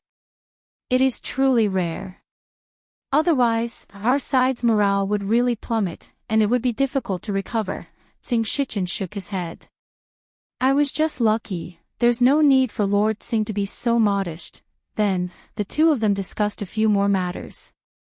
A moment later, a few figures walked out of the capital governor's residence. One of them suddenly asked Cui Qingming, "Are we really not going to the Chu residence?" Cui Qingming shook his head. Although Tsing Shichen's words are reasonable, we still have to go to the Chu residence. His Highness's situation is really not good, and we can't keep quiet like this. In the end, you still can't hold it in. Inside the residence, Tsing Shichen stood in front of the window and shook his head. Prepare the sedan chair. Chapter 847. On New Year's Eve, you are alone at home. It's quite lonely. Why don't you come together? It will be livelier with more people. When Wan Ruoqing was cleaning up the dishes, Li Yi suddenly looked at her and said. Rui had mentioned it to him several times. That day, she asked him to pick up Zomo. On New Year's Eve, the whole family had to reunite. It didn't make any difference whether it was 1 or 2, or 3, or 4. It was better to let them go together, so that no one would be lonely at home. Wan Ruoqing was stunned for a moment. She turned her head and said with a smile, "It's not just the few of us. There are many sisters in the brothel who have left their hometown. We have agreed to get together on New Year's Eve. It won't be lonely. By the way, go and talk to Zomo. Zomo should go. We have agreed." Li Yi heard this, nodded slightly, and said, "Let's talk about it later. Will you still be here tomorrow? There are still a few scripts that I want to discuss with you." Wan Ruoqing raised her head and asked him, "Will you come tomorrow?" "Yes." Li Yi said with some embarrassment, "I haven't paid much attention to the matter of the brothel. It's been hard on you. There is nothing urgent recently, so I should help you share some of the burden." Wan Ruoqing smiled and said, "It's not that hard." Li Yi shook his head. No one knew better than him whether she was tired or not, but he didn't say much. When he got up and walked out of the door, he waved his hand and said, "See you tomorrow." "See you tomorrow." Wan Ruoqing raised her hand and stood in front of the window. After the figure disappeared, she sat back at the table, opened the drawer, took out the book, and turned to the latest page. The 3rd year of Jinghe, the 28th of the 12th lunar month. Next, there were some happy things. Downstairs, Fong, who was holding a drumstick in his mouth, was also very happy. He held another drumstick in his hand, shook it in front of the sloppy old man, and asked, "Su, do you want one?" The sloppy old man glanced at him and said coldly, "Scram." Fong was not angry. He shook his head and said, "Su, why do you have to do this? It's just a few teeth. You can just pull them out. Is there a need to suffer like this?" Seeing that the sloppy old man was about to flip out, he hurriedly took 2 steps forward and handed over the chicken leg, asking, "Young master, do you want to eat chicken?" Li Yi shook his head and said, "You eat by yourself, I'm full." Fong looked up at the attic and nodded to himself.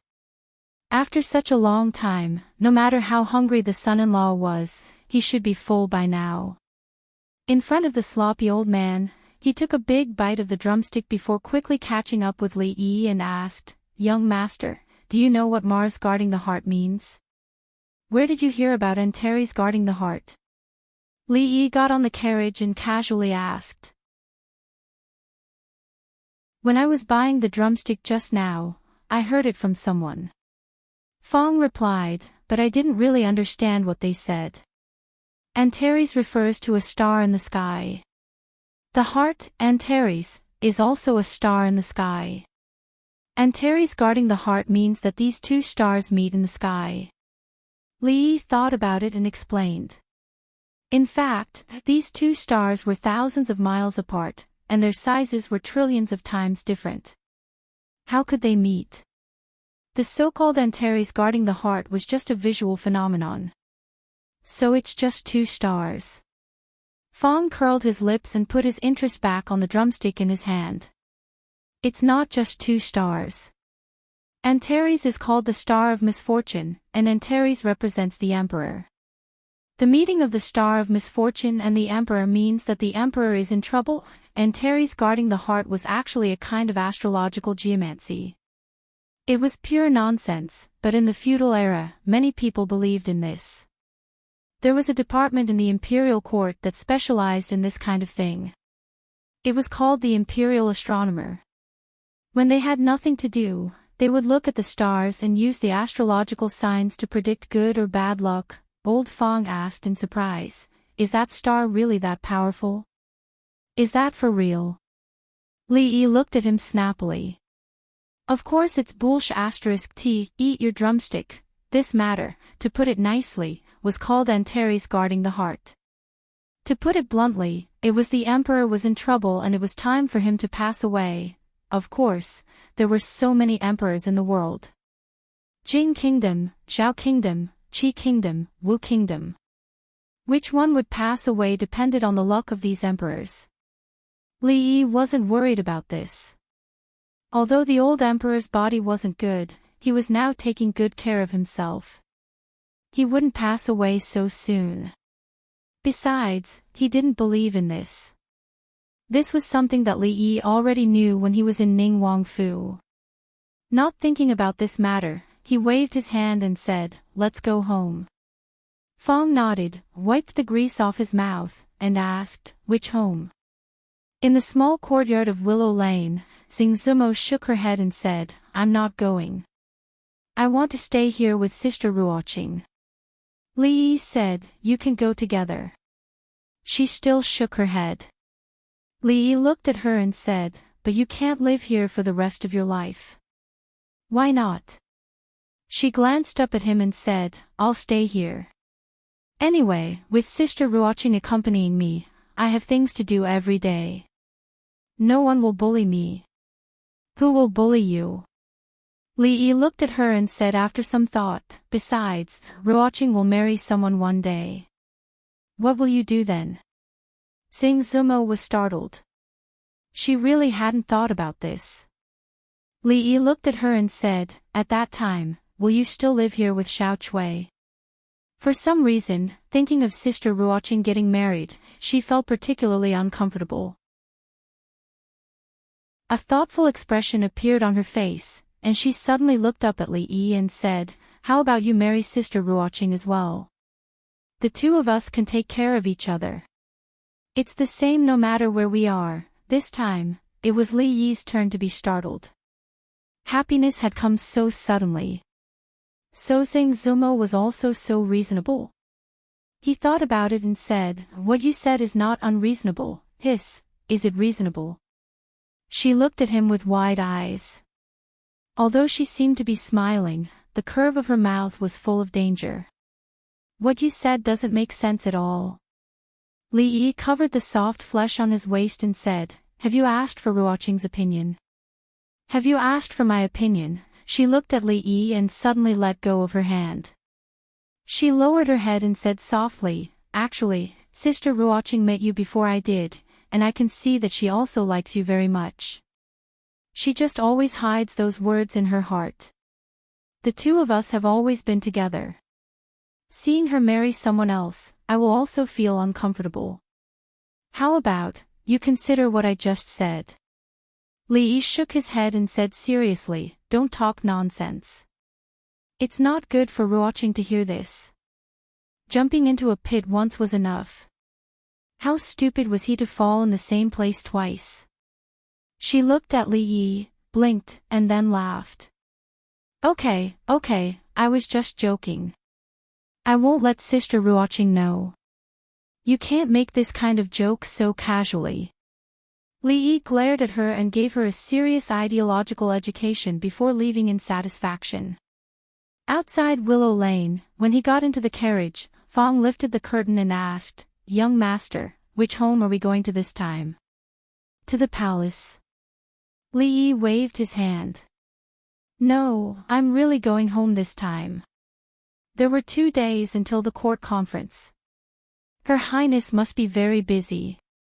There was nothing urgent, so it was better to go home and celebrate the new year in peace. In the small courtyard, Xiao Chui poked her head out of the room for the first time. Finally, she couldn't help but walk out and say, "Miss, what are you thinking about? It's cold outside. Come inside and think about it." After a few calls, Xing Zumo finally realized and nodded. "Yes, go in." She stood up, but her body suddenly fell to the side. Xiao Chui hurried to support her and said with concern, "Miss, what's wrong? Don't move, don't move." Her voice was a bit panicked. "Stand there and don't move, my feet are numb." Chapter 848. Brother Chui, Brother Qin, what brings you here today? A middle-aged man came out to welcome them. He immediately cupped his hands and said, "It's cold outside. Come in. It's been a long time since Grandpa Chu left the capital." Cui Qingze walked forward and asked with a smile, "Is Grandpa Chu well?" The middle-aged man nodded. "The old man has always been healthy." Cui Qingze smiled. "Grandpa Chu is 70 years old, but he's still so healthy. He's truly a national treasure. You two young fellows, it's not even the new year yet. Why are you here so early?" The two had just stepped into the room when an elderly voice came from ahead. An old man with a head full of white hair and a face like a withered pine tree looked up at the two of them and asked, "Is Chen Yin well?" "Greetings, Grandpa Chu." Chen Chong stepped forward and bowed before saying, "My father's health is fine, but he tends to forget things. He's been recuperating at home for the past 2 years." The old man shook his head and said, "He was already weak when he was young, unlike Qin Wen and Shen Ku. Sigh, let's not talk about it. Tomorrow is the first day of the Lunar New Year. Why are you here today?" After Cui Qingze bowed, he smiled and said, "We're worried that too many people will come to the Chu Manor after the first day and we won't be able to see Grandpa Chu. As such, we came early to pay our respects." "You're quite eloquent." The old man glanced at him and said, "Have a seat." After the two of them sat down, the old man put down his scroll and asked, "I heard that the imperial court is planning to build academies in the various provinces to allow poor students to study for free." Cui Qingze was taken aback and nodded. "That's true. When the previous emperor was still alive, I mentioned this many times, but it was delayed with the excuse that the treasury was tight." "When has the treasury not been tight?" The old man glanced at the two of them and said, "Who came up with this idea to get these people to raise money?" "It's simply brilliant." Cui Qingze's expression was awkward. He didn't feel good listening to this. He had come today to say that the princess's governance was against etiquette, but he hadn't expected Grandpa Chu to praise the princess before he could say anything. He could only nod and say, "It was Her Highness who came up with this idea. It's that little girl." The old man nodded and said, "I've heard about what she's done in the past 2 years. She's not bad, but it's a pity that she's a woman." Cui Qingze's eyes lit up and he immediately said, "Yes, although Her Highness has both ability and integrity, she is still a woman. In the future, this great undertaking will still fall on the shoulders of some prince." The old man shook his head and repeated, "What a pity, what a pity." Cui Qingze suppressed the joy in his heart and said, "Presently, the emperor is unwell and the princess has the ability to manage on his behalf. This is, of course, a good thing. However, Jingdo still needs a suitable prince just in case. What do you think, Master Chu?" The old man glanced at him and said, "You mean the king of Shu? Don't think that I don't know what he's done just because I'm traveling outside. The virtuous king, forcing me to abdicate. Turning into a dragon in the face of a storm.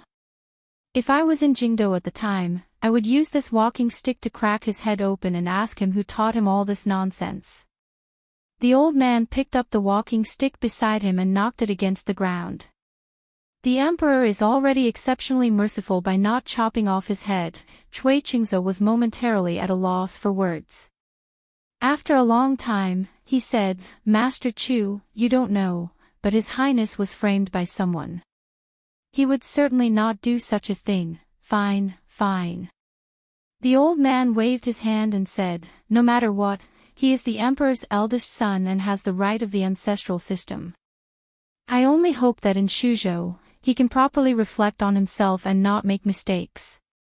If he can turn over a new leaf and has virtuous officials at his side to assist him, it's not impossible for him to become a wise ruler. This was a very clear stance. Cui Qingze knew that although Master Chu was angry at His Highness's foolish actions, his stance had not changed. He hurriedly said, His Highness has been diligently studying every day in Shuzhou, quietly reflecting on his mistakes. It has already been a year, and he is no longer the same as before. He will definitely not disappoint Master Chu's expectations. His tone changed as he said, however, His Majesty's body is seriously ill, the court is in chaos, and there are treacherous officials causing chaos. His Majesty has also delayed summoning His Highness back to the capital. The old man did not wait for him to finish. With a wave of his hand, he interrupted him. The court is in chaos. Why do I feel that the court is in a rare moment of clarity in the past few decades? As for treacherous officials, His Majesty's numerous actions this year have already gotten rid of many of the treacherous officials in the court. How can there be treacherous officials causing chaos?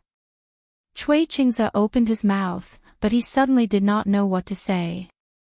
Chen Chong took a sip of tea and quietly savored the Chu estate's fragrant tea. Does Master Chu know that several days ago, there was a warning of the Antares guarding the heart phenomenon? The Antares guarding the heart is greatly detrimental to the emperor and is a sign of treacherous officials causing chaos in the government. That Marquis of Chang'an, Li Yi, is the only one who is favored by His Majesty, the Antares guarding the heart. His Majesty does indeed live up to these words. The old man nodded, then shook his head. But the Antares guarding the heart is only detrimental to the emperor. There is no intention of treacherous officials causing chaos in the government, right? But, could it be that the Directorate of Astrology has come up with a new theory of astrology?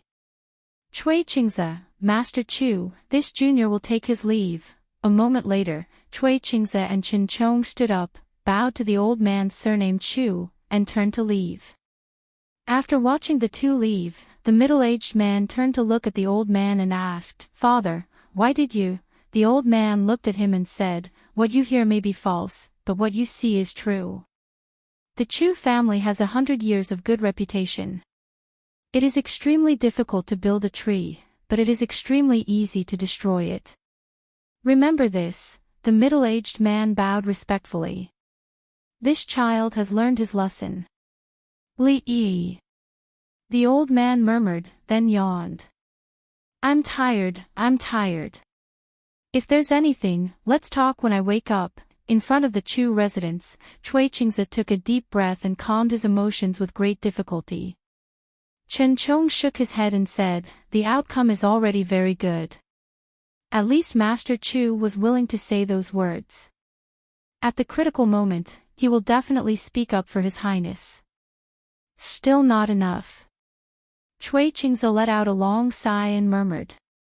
What he wanted was not what Grand Tutor Chu said, but what he did.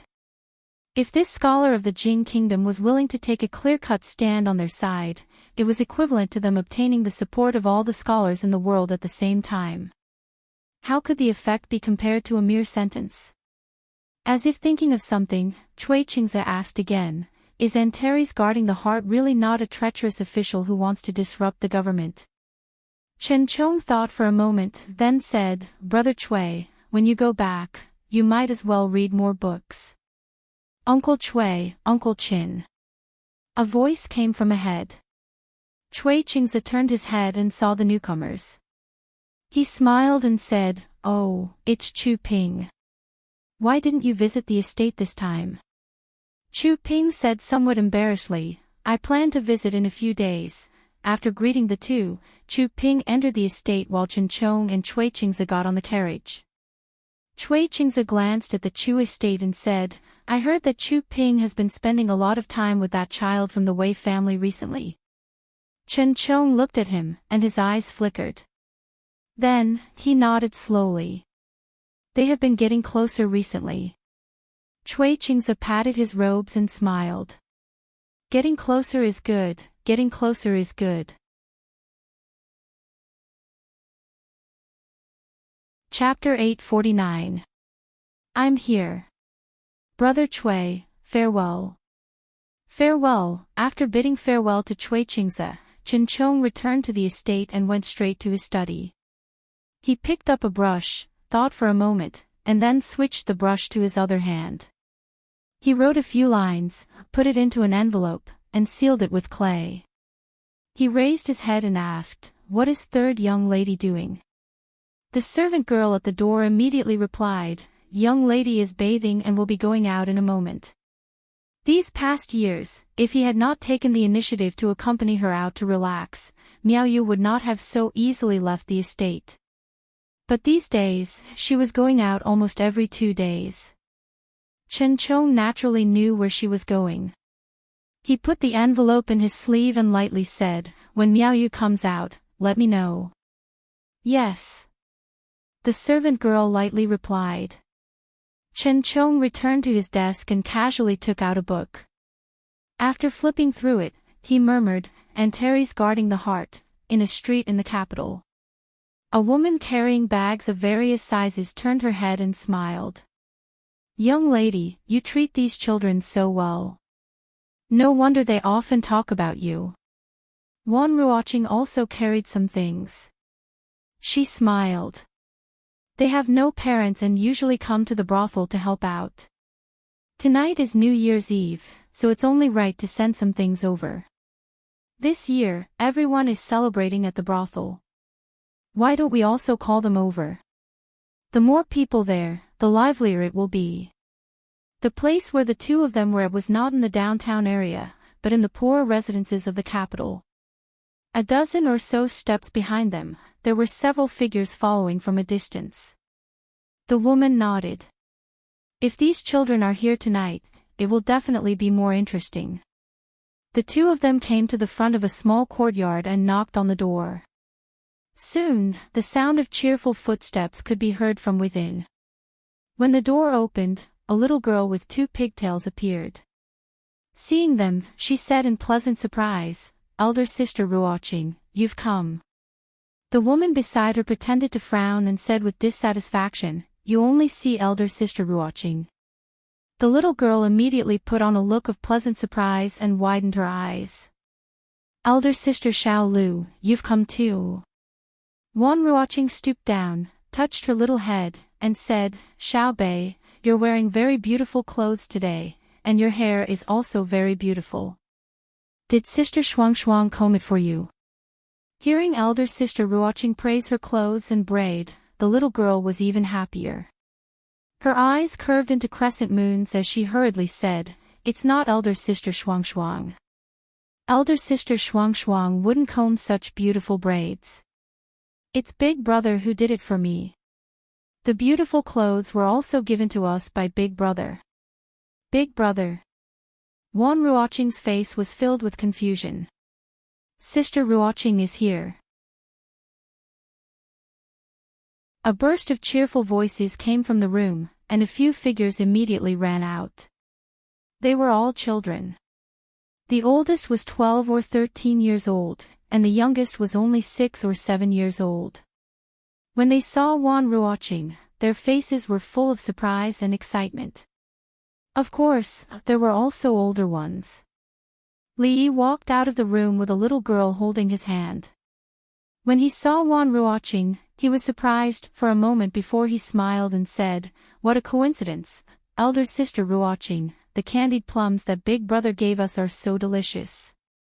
Try one. The girl named Xiao Bei ran out of the room and put a candied plum in Wan Ruoqing's hand. After thinking about it, she ran in and took another for Li Yi before running away again. Li Yi threw the candied plum into his mouth and said, Yesterday, I heard from elder son that these children are lonely and helpless. It's not easy for them to support themselves in the brothel. It's almost the new year, so I came to see them. They're all poor children. Wanruaching looked at the figures running around in the yard with a smile on her face and said, when they grow up, I can teach them some things. In the future, they won't have to worry about living in the brothel. Li knew that she had lived a hard life since she was a child. After experiencing those hardships, she would be full of pity for people who had the same experience or worse situation. Of course, it was not pure pity. Even the porridge at the door of the brothel would be earned by the beggars through their own labor. Now, the beggars in the capital no longer had to worry about not having enough to eat. For those who were willing to work hard, they even had extra money, not to mention that there were no beggars in the capital, but the life of the beggars in the capital was undoubtedly much better than that of the beggars in other places.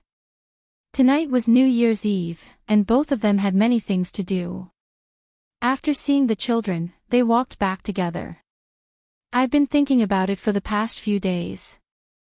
If we want to extend our brothel to the Qi Kingdom, it's not impossible. However, we first need to nurture some trustworthy people there. On the way, Wanruaching mentioned the matter that he had mentioned a few days ago. He shook his head and said, if it's only one prefecture, it'll be easier. However, if it's the entire Qi Kingdom, it'll be a huge obstacle. This matter is not so urgent. Li shook his head and said, in fact, the Jing Kingdom is already big enough. If we expand further, it may be out of control. For the time being, let's take it one step at a time. The two of them talked for a while, and they could already see the brothel in front. Get out of here. You've dirtied my clothes. Can you afford to pay for it? A harsh voice suddenly sounded in front of them. Li turned his head and saw a luxuriously dressed young man holding the hem of his clothes. He looked at the beggar who had fallen on the ground with a look of disgust and was about to leave. Please, please save my child. She's very sick. Please, I beg you. A woman in ragged clothes knelt on the ground. She was holding a little girl of 4 or 5 years old tightly in her arms. The little girl's eyes were closed, and her face was dirty. One could still see that she was pale. Get out of here, get out of here. I'm not a doctor. How can I save her? The young man looked at her with disgust again. He suddenly tore off his clothes and walked away quickly. The woman was dragged to the ground, but she still held the little girl tightly. Her eyes were lifeless, and she kept murmuring, "Save her, save her. She's only 5 years old. She's only 5 years old." Seeing a white figure walk in front of him and walk away quickly, Li smiled and slowly followed. Wanruaching walked over and bent down to look at the woman. She asked with concern, "Aunt, what happened?" The woman looked up at her. Just as she was about to open her mouth, her eyes suddenly widened. Her body trembled and she couldn't speak. Wanruaching looked surprised. "Auntie, auntie," Li squatted down beside her and reached out to touch the little girl's forehead. He turned back and said to Fong, "The little girl has a fever. Time is urgent. Take her to see a doctor first." Fong strode over and wanted to take the child from the woman's arms. However, he found that the child was held tightly by the woman. He said helplessly, "Sister-in-law, the child is important." The woman finally came back to her senses. She hurriedly let go of the child, but she immediately knelt on the ground and kowtowed repeatedly, "Thank you, madam. Thank you, madam. Let's go." Fong picked up the child, looked at her, and strode out of the crowd. The woman stood up, looked deeply at Wanruaching, and quickly disappeared into the crowd. After the crowd dispersed, Li shook his head and said indignantly, "I was the one who helped her. Why did she only thank you?" Wanruaching smiled and said, "Maybe that aunt was too anxious just now." Recalling the scene just now, Li said in surprise, "Why did she call you madam?" Wan Ruoqing shook her head and murmured, she must have mistaken me for someone else. Li Yi thought for a moment and said, it's also possible that she mistook you for Goddess Guanyin. Wan Ruoqing was stunned, and then a trace of panic appeared on her pretty face. She shook her head repeatedly and said, how can I compare to Goddess Guanyin? You can't say such things carelessly. Li Yi looked at her and said, Goddess Guanyin saves people from suffering and delivers all living beings from suffering. Our Miss Ruoqing is also kind-hearted and saves people from danger. How can we not compare? Hearing him say, our Miss Ruoqing, Wan Ruoqing blushed. She lowered her head and hurriedly said, I'll go in first. Li Yi looked at her back as she left in a panic. He smiled and slowly followed her. On the street, the old man supported by the middle-aged man knocked the ground with his crutch and asked, is that the sycophant? The middle-aged man nodded and said, yes, he is Li Yi. The old man turned his head and looked in the direction where the young man had left and asked, that bastard just now, whose family is he from? The middle-aged man had a complicated expression and said in a low voice, it seems, he is from a branch of the Chui family.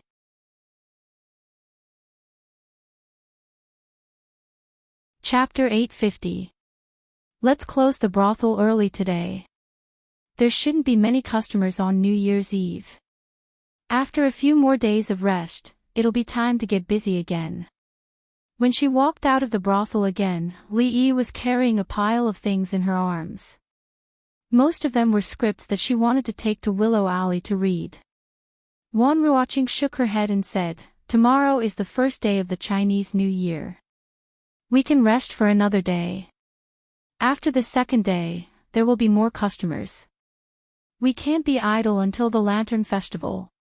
In previous years, the number of customers in these few days is equivalent to a few months of normal days.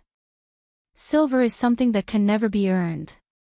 Doing this will actually lose the original intention. Li Yi shook her head. When she was about to speak again, she suddenly threw the stack of books in her hand into the air. She bent over to support an old man who was leaning on a walking stick and almost falling. Then, she reached out with her other hand and let the stack of books land firmly in her hand. Old man, are you all right? Seeing that the old man had steadied himself, he let go of his hand and asked. The old man waved his hand and looked him up and down. Young man, you're quite skilled. Li Yi looked at him. The horizontal wrinkles on his face were like tree bark. From his appearance, he looked even older than second-grade uncle.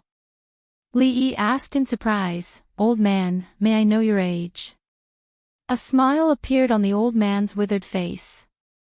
He stroked his beard and said, I'm 73 years old this year. Hearing the old man's words, even Ruoqing, who was standing at the side, was surprised. Normally, people who could live to 50 years old were considered to have lived a long life. 60 years old was even rarer. Those who could live to 70 years old were already considered to be ancestors. An ancestor like this old man who was still running around alone at such an old age was even rarer. Li Yi also knew the meaning of 73 years old in this world. He asked in confusion, old man, why are you out alone? Where's your family? The old man still had a smile on his face. He said, I'm just bored at home and came out for a walk. As he spoke, his eyes were fixed on the young man in front of him. He looked at the youngest marquis in the Jing Kingdom, the minister of Jin Ziguang, the first scholar in the Jing Kingdom, unparalleled in poetry and literature, and well-versed in classics, Li Yi, the sycophant that Cui Qingze had mentioned. From what had happened just now, he had a preliminary understanding of him. But it was still too early to make a final conclusion. That was why he had the scene just now and was about to test him. He looked at Li Yi and smiled. You, then continued to stroll. We'll be leaving first. There are many people on the street, so remember to be careful when you walk. Don't fall again. The old man stood on the street with his walking stick and looked ahead. Until the young man and the young man, he saw the young man walk. He closed his mouth slowly after the young man and the woman disappeared. Li Yi also smiled and looked in a certain direction. He turned to look at Wan Ruoqing and said, "Let's go." The old man stood on the street with his walking stick and looked ahead. He didn't close his mouth until the young man and the woman disappeared. A pondering look appeared on the old man's face. A moment later, he asked, "Was it a little fake when I fell just now?" "Ah, was it?" The middle-aged man nodded and said in a low voice, "Yes, it was too fake." Li Yi shook his head and said, "Didn't you notice it just now?" Wan Ruoqing shook her head and said, "No. When I noticed it, you had already helped the old man up." Li Yi shook his head and said, "Although that old man is not young, his body is very strong. He could have thrown away that walking stick. He actually fell down on purpose just now. Moreover, there was another person watching us in the dark. It's very likely that he's his accomplice. Although the old man was very old, he might not even be as good as an actor in terms of acting skills. If it was in the future, he would definitely be beaten to death." A puzzled expression appeared on Wan Ruoqing's face as she said, "Ah, but why did he? You're just too kind, too pure." Li Yi looked at her and said solemnly, "Nowadays, public morals are getting worse day by day, and people's hearts are no longer what they used to be. Those bad people have many tricks up their sleeves. For example, that old man just now. If he said that he was knocked down by us and that he suffered a serious internal injury, then he stopped us on the street and asked us to pay him a large sum of money. What should we do? Besides, he has an accomplice in the dark. If he helps him to make false testimony, how can we reason with him?" "Ah." A look of disbelief appeared on Wan Ruoqing's face. She really hadn't thought about it carefully. However, such an old man, even if he went to the government office, he had to sit in front of the court. Even the county magistrate had to bow to him and serve him carefully. If he really insisted that they were the culprit, then, recalling the kind-looking old man just now, she looked at Li Yi and asked uncertainly, "But, the old man just now didn't look like that kind of person. Then do you believe him or me?" "I believe you." "That's right. I won't lie to you." Li Yi nodded with satisfaction and warned, "It's a good thing that you are kind, but you have to be more careful. Don't be deceived by some people with bad intentions." Wan Ruoqing nodded obediently and said, "I know. Are you really not going over today?" In the small courtyard in Willow Lane, Li Yi had confirmed with Zui Mo countless times. She shook her head and said, "No, I'll stay here with Sister Ruoqing. You don't have to worry about our place being deserted." At night, the sisters in the brothel are all together, and the sisters in the shop who can't go home also come together. It's more lively than your home. Li Yi shook his head and corrected her, "It's our home." She glanced at him and repeated, "Your home." Li Yi raised a hand and asked, "Whose home?" Xing Zui Mo blushed, and a strange feeling came from a certain part of her body. This was his usual method of correcting himself. She rolled her eyes at him and said, "Your home." "Our home." After a few slaps, she leaned into Li Yi's arms with a flushed face and whispered, Don't be like this. Sister Ruoqing is still at home. She went to take a bath and won't come out for a while." Li Yi looked around and said, "Other than Xiao Chui, who is hiding behind the tree, nobody saw it." "Xiao Chui." Xing Zui Mo hurriedly came out of Li Yi's arms, lifted her skirt, and ran under the osmanthus tree in the yard. "Xiao Chui, miss," the little maid's panicked voice came not long after. "Miss, I did it on purpose." No, I did it on purpose." Li, help." Li Yi didn't know what she did to Xiao Chui. Not long after, Xiao Chui ran out with a red face, covering her butt. A moment later, Zui Mo also came out of the room. "This is for you." She handed an envelope to Li Yi. What is this? Li Yi was surprised. What can't be said face to face, this is for you from Lord Xing. After she finished speaking, she handed him another letter and said, this is for you from Mrs. Qin.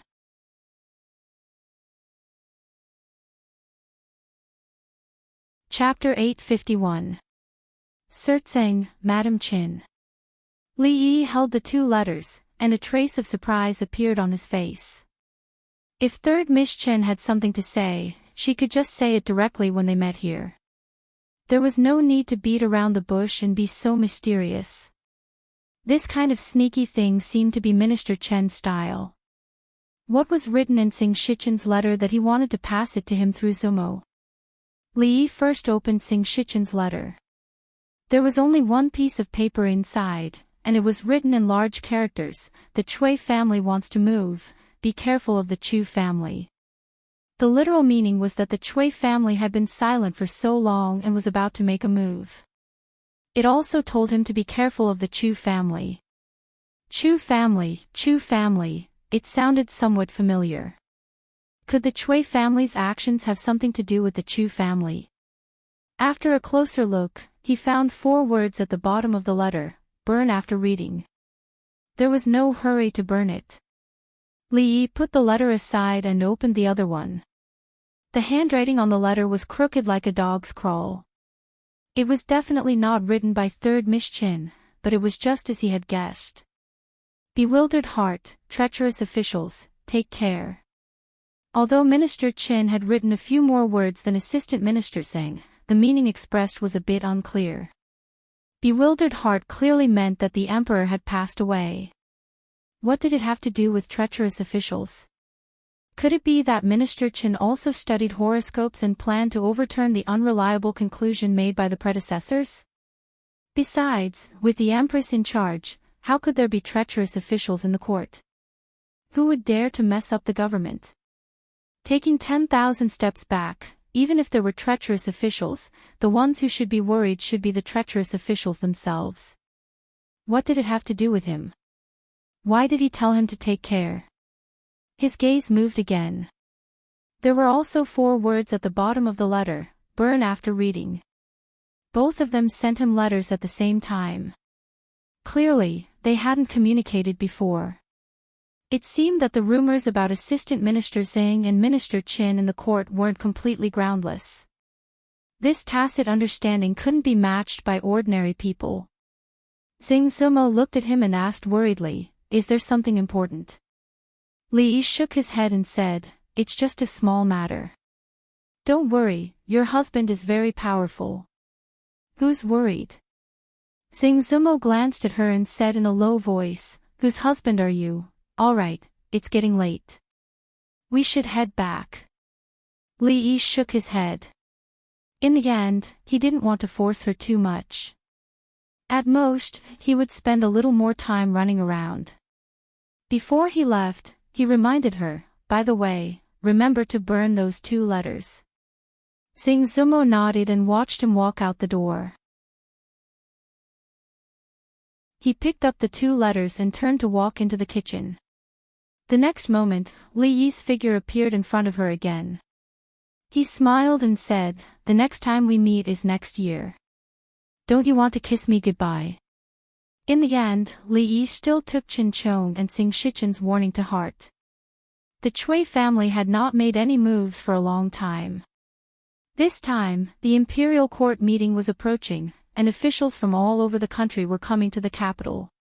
Even a small matter could have a great impact, so they had to be prepared.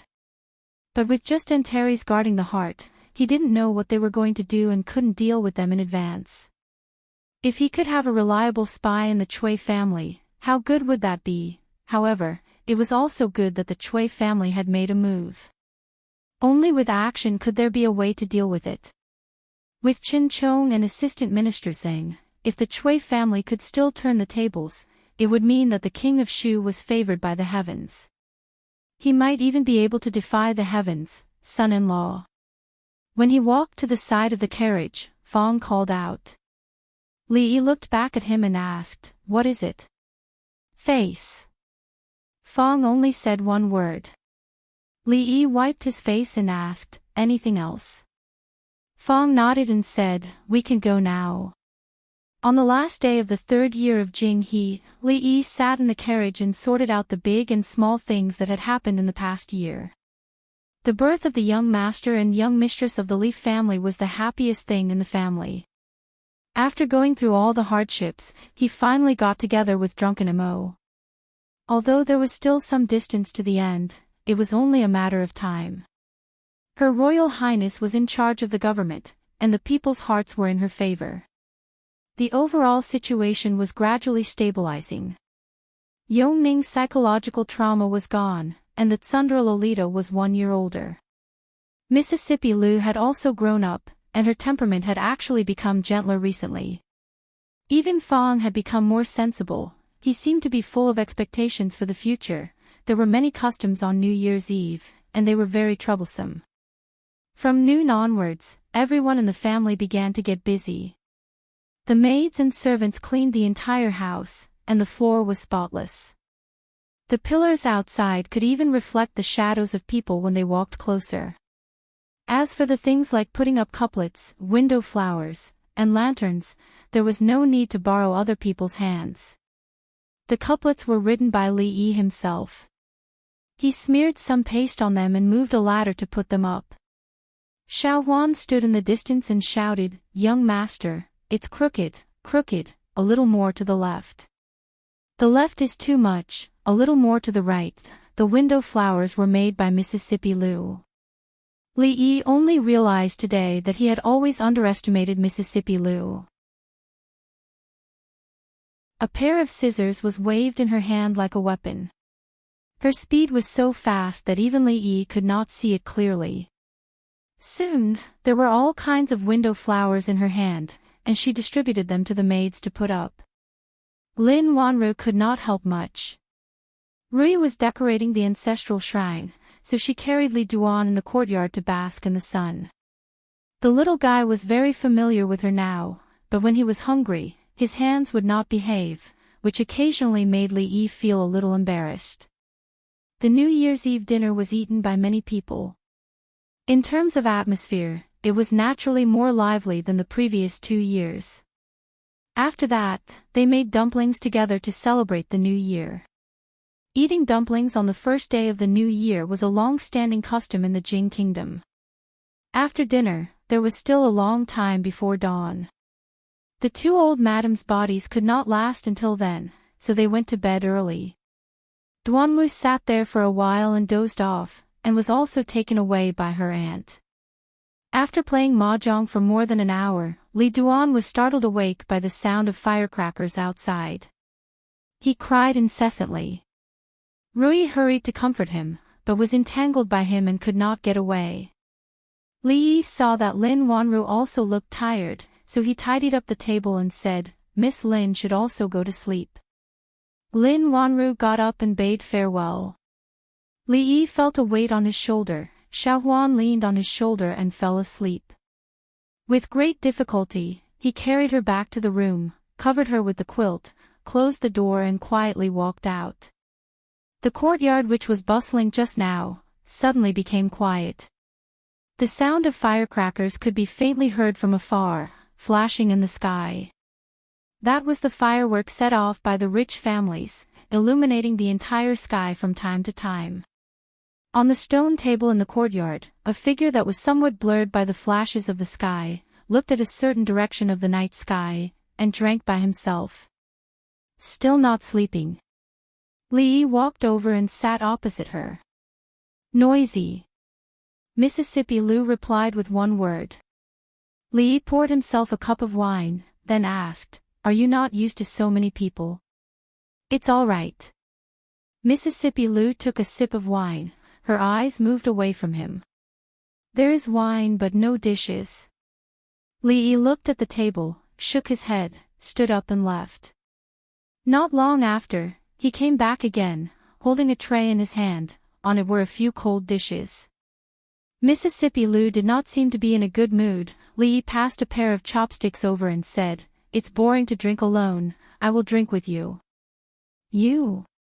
Mississippi Lou finally looked away, looked at him and asked, "How many cups can you drink?" "Isn't it just grape wine? How many cups? You are underestimating me too much." Lee disdainfully glanced at the glass wine pot that he usually used to store grape wine on the table, picked up the cup and drank it in one gulp.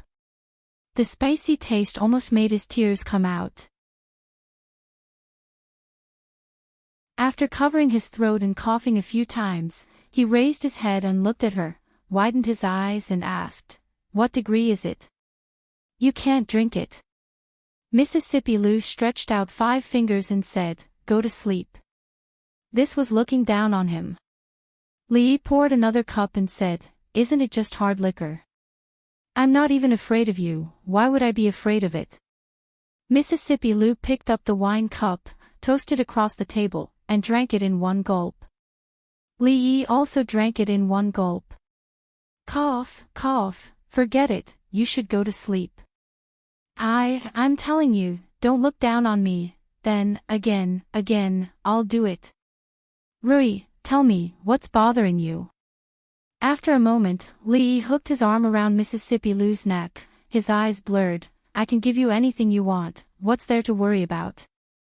"Tell me, whatever you want, I can give it to you." Mississippi Lou frowned, stood up, held his arm, and said lightly, "You're drunk, I'll send you back to your room." "I'm not drunk." Lee waved his hand, looked at her, and his eyes became serious, and said, "Do you know, in fact, the person I admire the most is you." "Admire me for what?" Mississippi Lou frowned, held him, and asked casually as they walked to the door step by step. "I admire you for being beautiful, good at martial arts, and so cool." The leader of the martial arts world, it sounds so majestic. "Tell me, what's there to worry about?" A hint of thought appeared on Li's face, and suddenly became enlightened, and said, "I know, because you can't beat Emingzu." Mississippi Lou stopped in her tracks, and frowned. "I can't beat her?" "Oh, it's okay." Li's body swayed, and after standing up straight, he patted her chest and said, "Although you can't beat her, you're older than her. If you practice more, you'll definitely catch up to her. She will never catch up to you."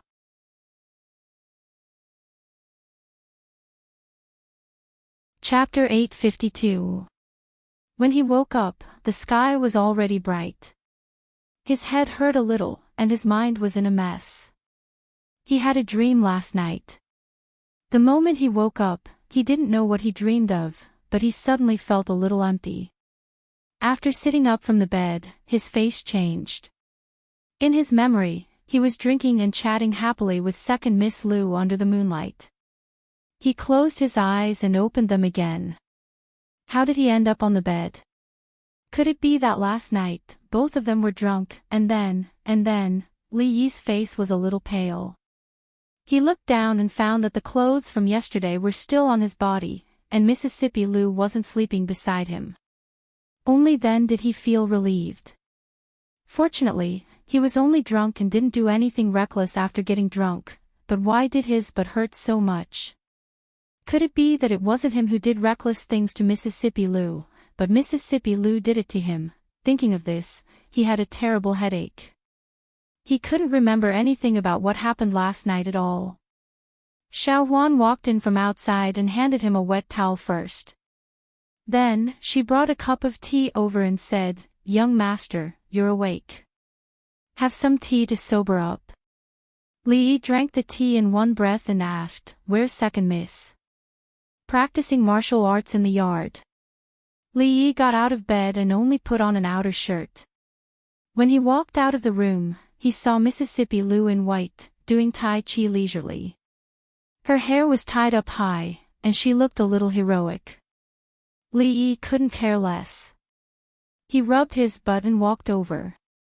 He looked at her suspiciously and asked, "What did you do to me last night?" Mississippi Lou didn't pay attention to him immediately. She finished a set of moves and slowly stopped. Then, she glanced at him and said, "You were drunk last night. When I sent you back to your room, you rolled off the bed many times." "How do you know that I rolled off the bed many times?" The doubt on Li Yi's face didn't disappear. Even if she rolled off the bed, it was impossible that she only fell on her but every time. Second, Miss Lu said lightly, I stayed by your bedside for the whole night. You stayed by my bed all night. Li Yi looked at her with his eyes wide open. You watched me roll off the bed every time. When you fell asleep last night, you called a name 98 times. You're too. Li Yi paused and looked at her and asked, what? When you fell asleep last night, you called a name 98 times. Mississippi Lu repeated again. Trick, it was definitely a trick. Had she forgotten that he was the one who told her, Journey to the West? She didn't even change the numbers. This trick was extremely insincere. Li Yi shook his head and said, I slept alone last night. Maybe I'm not used to it. I probably mistook you for Rui. Second young lady Lu nodded, agreeing with his answer. Then she said, you asked drunken Mo to call you 84 times. This. Li Yi hesitated for a moment. He looked at her and asked, you can understand, right? I can understand. Mississippi Lu nodded again and then crossed her arms.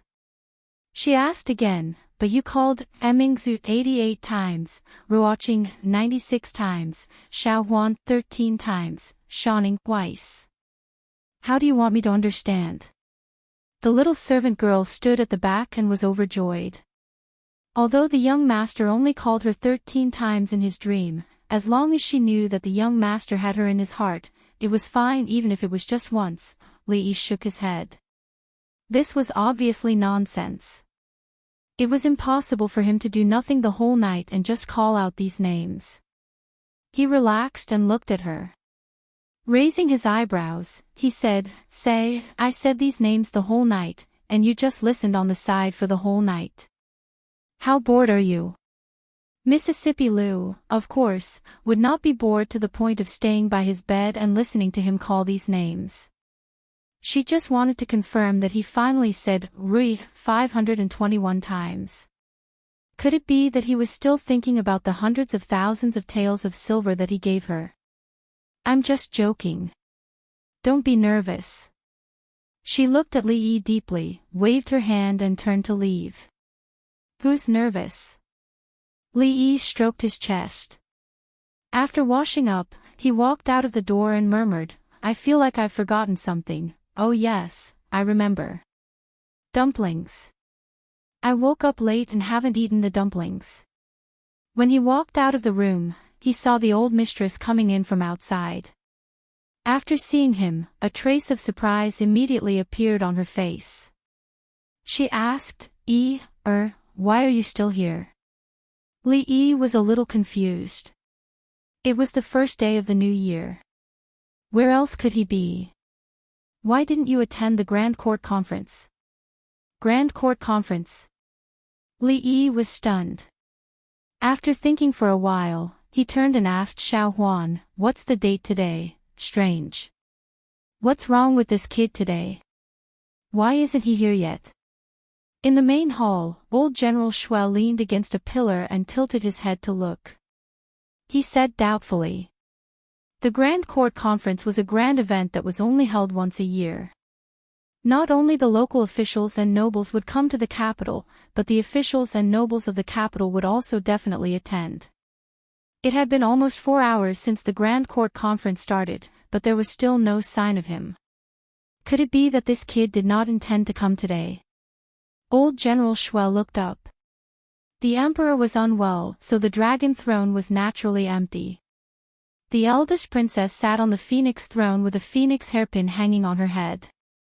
When she looked at the officials who were reporting their work, she actually had a dignified air that did not lose to the emperor, in front of the hall. A general who had taken off his armor bowed. Your Highness, General Su Dingyuan led 30,000 soldiers and fought against 50,000 Zhao soldiers in Suzhou. He won a great victory and captured the general who supports the Zhao kingdom, Wu Yunkai. With the divine weapon of Tian Fa, he killed 5,000 enemies, captured more than 10,000 enemies, and seized 3 cities, the capital magistrate, Lu Dao, stepped forward with a ceremonial tablet in his hand. Your Highness, 5 prefectures in Gyeonggi and 7 prefectures in Wannan have donated 5,320,000 taels of silver. They have all been returned to the treasury. After Lu Dao left, an 11-year-old youth dressed in a golden python robe stepped forward. He cupped his fists and said, Your Highness, the first batch of 105 students from the academy have already graduated before the new year. They are waiting for the Ministry of Personnel to make arrangements. The former capital magistrate, the current left minister, Dong Wenyun, said, the autumn reform involves a total of 6 ministries and 13 departments. More than half of it has been completed, the imperial physician, Lu Jimin, said. After the improvement of the method of midwifery, the chances of a woman dying from dystocia have been greatly reduced. County Marquis Li's suturing technique has also made great contributions on the battlefield. Li Mingzhu calmly looked at the officials of the various departments reporting their work. Although 4 hours had passed, there was not the slightest impatience on her face. Over the past year, too many changes had taken place in the Jing state, and from the words of the people below, she would always hear the same name. She tilted her head and looked in a certain direction. There was no one in the seat that should not be empty. When Li Yi walked into the palace, the long queue on both sides had gradually dispersed. Looking at the crowd walking out of the hall, he knew that there was no need for him to come. A figure strode over from the front and pressed on his shoulder. He questioned, the Imperial Court conference has already ended. Why are you only here now? Since you didn't come, I had to let Prince Jean go in your place. I'm not here to participate in the Imperial Court conference. Li Yi looked at old General Xue and shook his head in confusion. He said, I'm just taking a walk, old Xue, see you later. He turned and walked in another direction. He raised his hand and waved at old General Xue casually.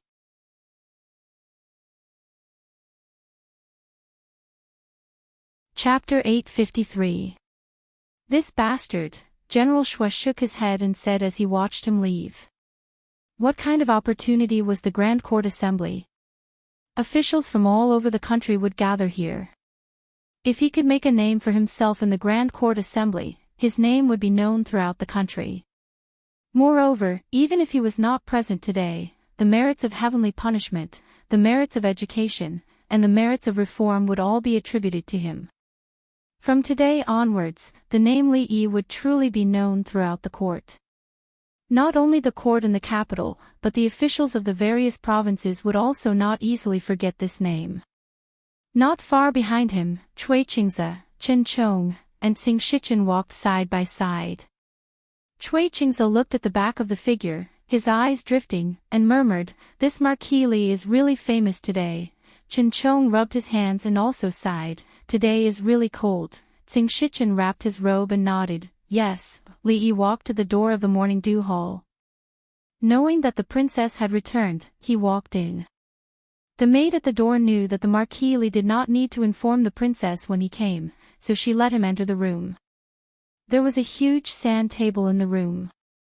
The sand dunes on it rose and fell, and there were all kinds of intersecting lines. Mingzhu stuck 3 small flags on a few sand dunes. When Li Yi walked in, he happened to see this scene. Another city of the Zhao kingdom has been conquered? Mingzhu looked back at him walking in and nodded, saying, It was originally a counterattack, but General Su made a prompt decision and pursued the enemy. He captured a general of the Zhao kingdom and conquered 3 cities in a row. This time, Li Yi did not reply, but looked at the princess in surprise. More accurately, he was looking at her attire. Only the empress could wear the phoenix crown, but today's Grand Court conference was presided over by her. In order to distinguish her status, she still had a phoenix hairpin on her head. With the phoenix hairpin on, not only did she not look more feminine, but she looked domineering from afar. This was also the first time he had seen this attire. It was elegant and dignified, but it also had a different kind of temptation. Mingzhu turned her head and asked, Why didn't you attend court today? I drank a little last night. Li Yi rubbed his head and said, I accidentally overslept, and Mingzu frowned. It's not like you don't know your alcohol tolerance. Why are you so careless? Last night, he had wanted to prove himself to Mississippi Lu, but he had overestimated himself. As he drank, he lost consciousness. He did not know if she had taken advantage of him when she helped him back to his room. He shook his head to dispel these thoughts and asked, Is everything going well? The Grand Court Assembly is held every year, and the protocol is fixed. It's not like it's going to be smooth or not, it's just following the prescribed order. She pointed at the sand table in front of her and the detailed reports of the various ministries on the table beside it. She thought about the changes in the Jing kingdom over the past year and murmured, although the imperial court meeting is the same, the world is different after all. Li Yi just looked at her like this. At this moment, it seemed that he really saw an emperor who looked down on the world. As for this world, they had gone through many hardships and fought for it step by step. Of course, there were more hardships waiting for them on this road. Your Highness, His Majesty summons you. A palace made of the Morning Dew Palace came in with a eunuch and said respectfully. Li Yi yawned and said, Go ahead. I'll find a place to rest for a while. I didn't sleep well yesterday. The eunuch stepped forward and said, His Majesty said that if County Marquis Li is also here, he can go with you. I know my body. It's like this every year. After another half a month, when the weather is warmer, I will naturally be better. Emperor Jing lay on the soft bed and looked at the old man sitting on the chair beside him. Facing the ruler of the country, the old man's tone was still neither slow nor slow. Your Majesty's body is important, but the country's politics are related to the livelihood of the people. It cannot be neglected. Emperor Jing shook his head and said, Grand Tutor, you don't have to worry about this. During this time, Mingzu has been managing the government on my behalf. The court is stable and everything is smooth. If not, I would not have been able to rest in peace. Although the princess is talented, it is not the right way for a woman to manage the government. She can't last long. The old man looked at him and said slowly. Emperor Jing nodded and asked, Grand Tutor, have you also heard of the Antares guarding heart celestial phenomenon? The old man nodded and said, I have heard of it. Emperor Jing looked up and said, Could it be that my time has really come? Although the Antares guarding heart celestial phenomenon has appeared, nothing is absolute. His Majesty probably does not believe in this. The old man shook his head and said, But this abnormal celestial phenomenon may be a warning. The position of the Eastern Palace has been empty for a long time. His Majesty should also set a standard early and set an example for the people of the world. Emperor Jing nodded and said, I naturally know about this. Seeing this, the old man did not speak again. As the Grand Tutor and also the Emperor's teacher, he had to remind the Emperor of this. But if he went further, it would be a little overboard. Although he had retired for many years, he still had a measure of these things in his heart. It is a pity that I did not attend today's court meeting. Emperor Jing opened a long memorial. His eyes flashed and he murmured, If I could be 10 years younger, I would not have to let Mingzu shoulder such a heavy burden. The old man also had a look of approval in his eyes. He nodded and said, Although the eldest princess is a woman, her filial piety is commendable. She can be said to be a woman who is not inferior to men. Emperor Jing smiled and asked, Grand Tutor, you have been traveling for 3 years. I wonder what interesting things you have heard along the way. The old man nodded and said, The more I have traveled, the more I have seen. The two talked and laughed in the hall. Outside the hall, Li Yi shook his head and said, Can't you just pretend that I have not been there? Mingzu glanced at him and did not speak. The two were led in by a eunuch. The eunuch bowed and said, Your Majesty, the eldest princess and County Marquis Li have arrived. Greetings, Father. Greetings, Your Majesty. After stepping into the hall and bowing, Li Yi raised his head and was stunned when he saw the old man sitting in front of the old emperor's bed. The old man stood up and bowed to Mingzu. "Greetings, princess." Mingzu walked over and supported him with both hands. She quickly said, "Grand Tutor, you don't have to be so polite. Please sit down." "Grand Tutor."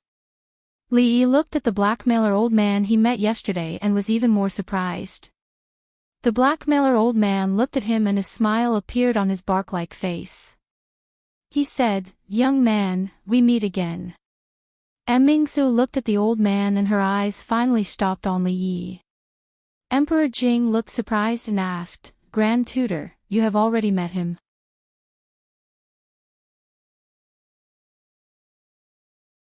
Chapter 854. When I was on the street yesterday, I saw a shabby woman with a seriously ill child in her arms. She asked for help, but was ignored by others. Only one person stepped forward bravely and helped her. The old man stroked his beard and said, "I just didn't expect that the young man who helped the needy was County Marquis Li." Li Yi also didn't expect that the blackmailer old man he met yesterday was actually the imperial tutor of the imperial court, the teacher of the emperor, a famous Confucian scholar, and an example in the hearts of scholars in the Jing kingdom. Such a person was reduced to blackmailing in the street, which showed how bad the morals of the Jing kingdom had become. Her Royal Highness should pay more attention to the construction of the style in the future. As soon as Li Yi's voice fell, Mingzhu's originally nervous expression suddenly relaxed. Jing Emperor looked at the two of them in surprise. "Is there such a thing?" The old man smiled and said, "Yesterday on the long street, passers-by all looked at the mother and daughter coldly. Only County Marquis Li was willing to help, which shows that your majesty has a good judgment of people. With such a character, he can be called a pillar of the country." Jing Emperor nodded and said with a smile, "That's right. Although this child usually plays around a lot, I am very confident in his character." Grand Tutor was able to judge his character with just one look. "Isn't it because you have a pair of discerning eyes?" Li Yi looked at the two of them and secretly said, "How shameless." He was the one who had the heart of a bodhisattva, was willing to help others, was handsome, elegant. Yet, this blackmailer Grand Tutor and the old emperor actually praised themselves. This kind of behavior was simply unheard of. He secretly glanced at Her Royal Highness and found that her face was calm. Maybe she had long been used to this kind of shameless scene. After feeling his gaze, she turned her head and slightly raised her eyebrows, signaling him to be calm. Li Yi helplessly lowered his head. He came out in a hurry in the morning and didn't eat anything. He was still thinking about the dumplings. The two of them did not know when they talked about the Grand Court Conference. The old man stroked his beard again and looked at Li Yi in surprise, saying, "I only knew that he was outstanding in literature, but I didn't know that he had such achievements. He even has such views on the country." "Oh, I remember. The young hero that Qin Wen mentioned a few days ago, and the reform method proposed coincides with his ideas these years. It should be him. His ability is not limited to this." Jing Emperor smiled and turned to look at Li Yi, saying, "In today's Grand Court Conference, the officials of various provinces returned to the capital to report their work and put forward many political opinions. They put forward a lot of political opinions. The preliminary reform of the 6 ministries is almost finished. What do you think?" The old man surnamed Chu also looked over. "Ideas." Li Yi turned to look at Her Royal Highness and murmured, "Yes, what ideas do I have?" Mingzu looked at him and walked forward. She said to Jing Emperor, "Father, just now in the morning dew hall, I had a deep discussion with Dr. Li about what I saw and heard in the recent Grand Court Conference. He believes that the reform of the Ministry of Revenue's tax system still needs to be improved. The reform of the local military system is a bit too hasty. It should be done step by step so that it can be stable." Li Yi breathed a sigh of relief.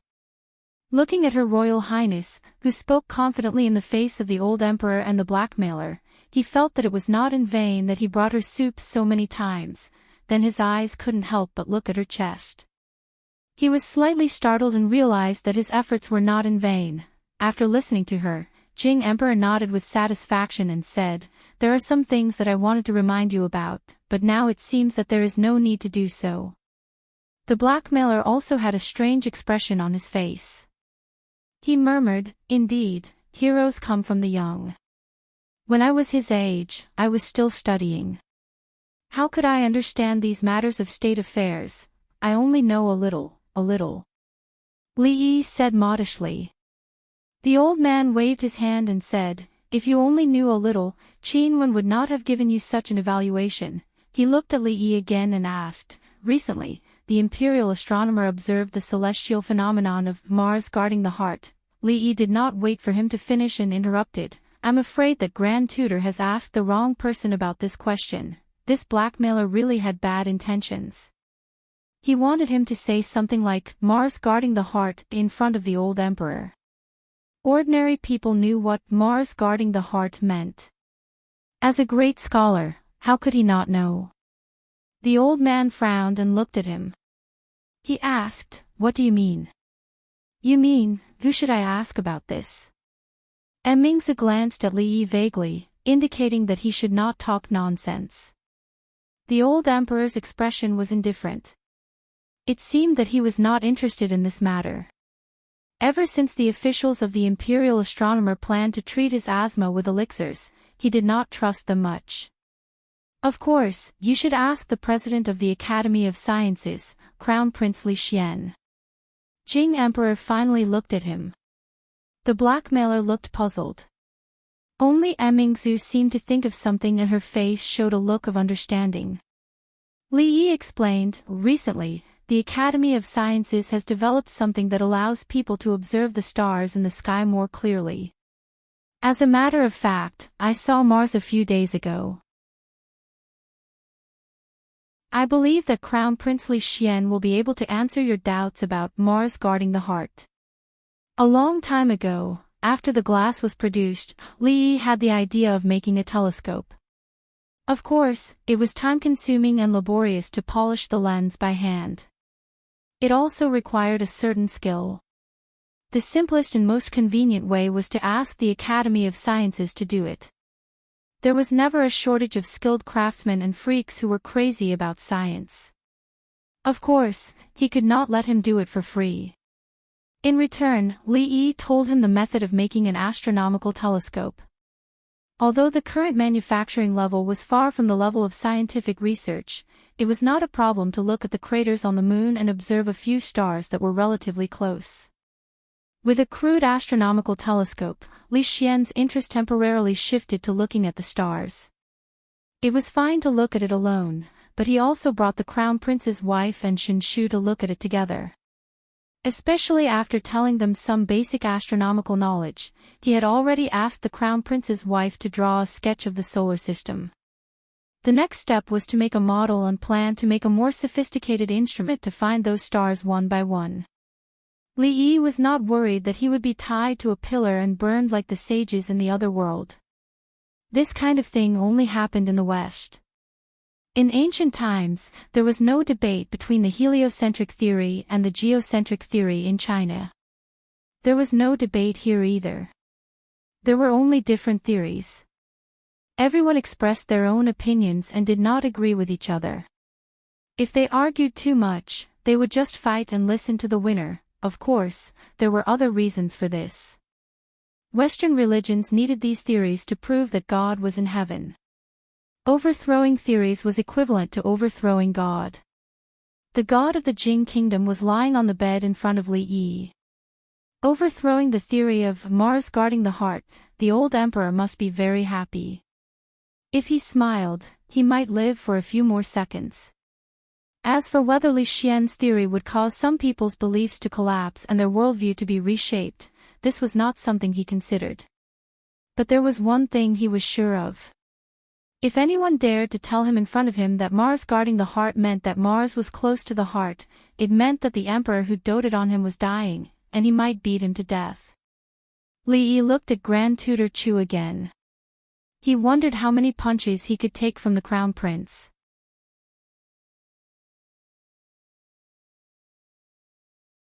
Chapter 855. Can the Academy of Sciences really see Mars clearly? Mingzu couldn't help but turn her head and ask as the two walked out of the hall. It was impossible for it to be clear.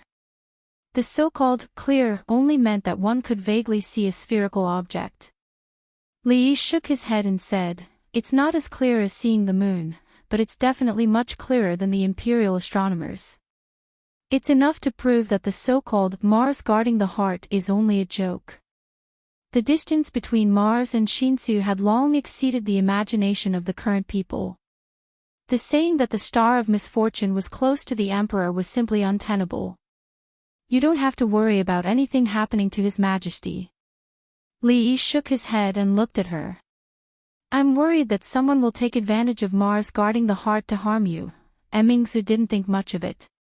"What does Mars guarding the heart have to do with me?" Li shook his head and murmured, "I'm just afraid that some people will go crazy." Chui family. Chui Qingming looked at Chui family head Chui Qingze and asked with a frown, "Big brother, how confident are you in this matter?" Chui Qingze sighed and said, "If the Chu family is willing to stand out and support us, then we have an 80 to 90% chance of success. But Grand Tutor Chu has been playing dumb with us and refusing to help. A 50% chance is already very good. I still think it's a bit far-fetched." Chui Qingming shook his head and said, "Those ignorant people may believe it, but those in the court won't be so easy to incite." Chui Qingze's eyes flashed as he murmured, "What we want is to incite those ignorant people. Once it's established, it'll be difficult to reverse it, and those officials can only go along with it." Before the Lantern Festival, the officials attending the Grand Court Conference usually won't leave the capital. Once it becomes public opinion, even His Majesty can't remain silent. I don't believe that no matter how powerful the eldest princess is, she can shut the mouths of the world and control what they say. She really can. Li Yi hid behind the rockery and picked up a cylindrical object. He put it in front of his eyes and showed off to Rui, "Look, it's at least 30 feet from here to Rui's room. With this, you can see what she's doing in the room.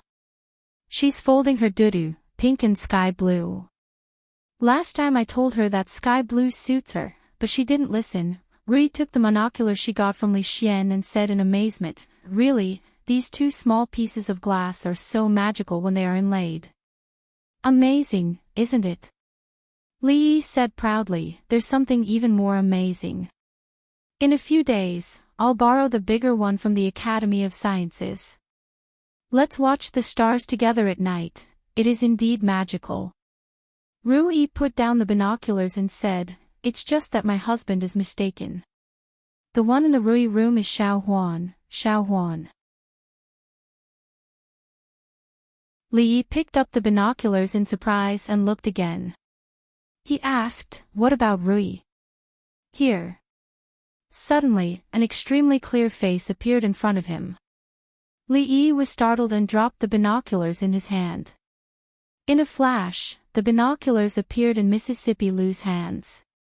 She imitated Li Yi's look and a surprised expression appeared on her face. With a light leap, she stood on top of the rockery and looked into the distance with a pair of binoculars. After another leap, Mississippi Lu was gone. The only telescope he got from Li Xian was also gone. The binoculars that had been taken away by the Lu family's second young miss couldn't be returned. Li Xian had made pretty good quality binoculars, but there were only 2 or 3 of them. One had been taken by the military for research.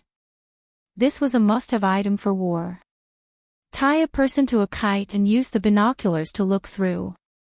Any ambush was all nonsense. The military had even trained a group of air forces. Although the number was small and the process might be relatively tragic, it was said that in the last war with the Zhao Kingdom, a small number of military elites flew in the sky and dropped bombs. It was indeed a dazzling scene. So mysterious. "What is this?" Xing Zumo asked in surprise, holding a new telescope in her hand. Li Yi also held one in his hand. Although the quality wasn't as good as the one Mississippi Lu took away, the effect wasn't much worse. He pointed it at a mountain in the distance and said, like this, slowly turn the telescope until the field of vision becomes clear. Then, you can clearly see the things on the mountain in the distance. Yes, just like this. Look, you can even see the people on the mountainside clearly. Look at the plum forest, there are 2 people there.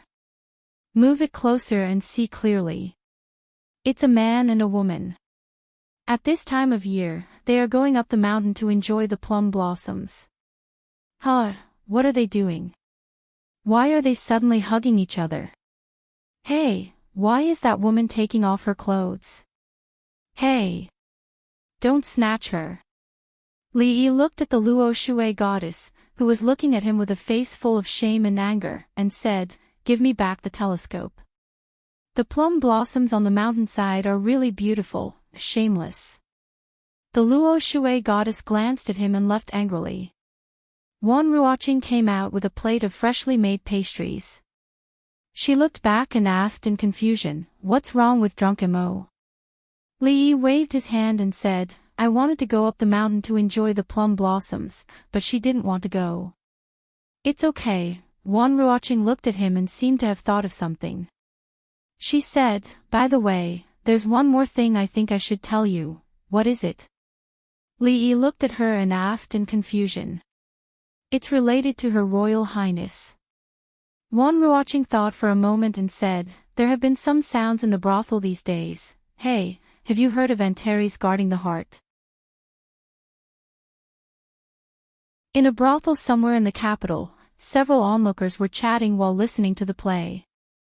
Suddenly, one of them said mysteriously. One of them immediately nodded and said, of course I've heard of it. It's said that every time there's a celestial phenomenon of Antares guarding the heart, it means that the emperor is in trouble. This is an incredible event. The current emperor is ill, and there's a celestial phenomenon these days. Doesn't it mean that, halfway through his sentence, he abruptly stopped? However, from the side, someone came over and asked in confusion, what exactly is going on with what you're talking about?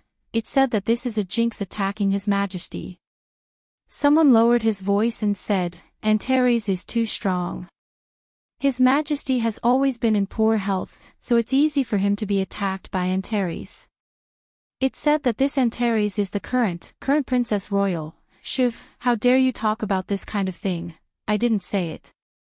That's what people are saying. You mean that the Princess Royal is too strong and is at odds with His Majesty, so, I didn't say it.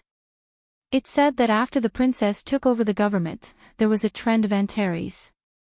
This woman getting involved in politics, maybe it's true. What a blind fool. The voices of the crowd gradually quieted down. A middle-aged man sitting in the corner of the brothel murmured. He stood up, shook his head, and said, let's go. A man behind him said in confusion, the play isn't over yet. Don't you want to watch? The middle-aged man shook his head and said, we've seen all the play here. Let's go somewhere else. Where else? Today, I'll take you to the wonderful sound pavilion to listen to music. The big man was stunned, and then he suddenly smiled and said, the wonderful sound pavilion. I heard that the girls there are. The middle-aged man suddenly felt a blow on his head. He withdrew his hand and scolded, you useless thing. This is a place to listen to music. What do you want to do? I don't want to. The big man repeatedly shook his head. I'm a decent person. I don't do that kind of thing. The middle-aged man was stunned and asked, don't want to what? I've already warned the people in the brothel not to spread this matter. But we can't control those customers. Wan Ruoqing looked at him and asked with some worry, will it be very troublesome? Bane. Li Yi picked up a piece of pastry and put it in his mouth. After shaking his head, he looked at Wan Ruoqing and asked, when did it start? Wan Ruoqing looked at him and said, about 2 or 3 days ago. At first, there were only a few people talking about it. Later, when the number of people increased, we realized that there was probably someone behind it. Li Yi picked up another piece of pastry and shook his head. He said, "It's the new year, why bother?"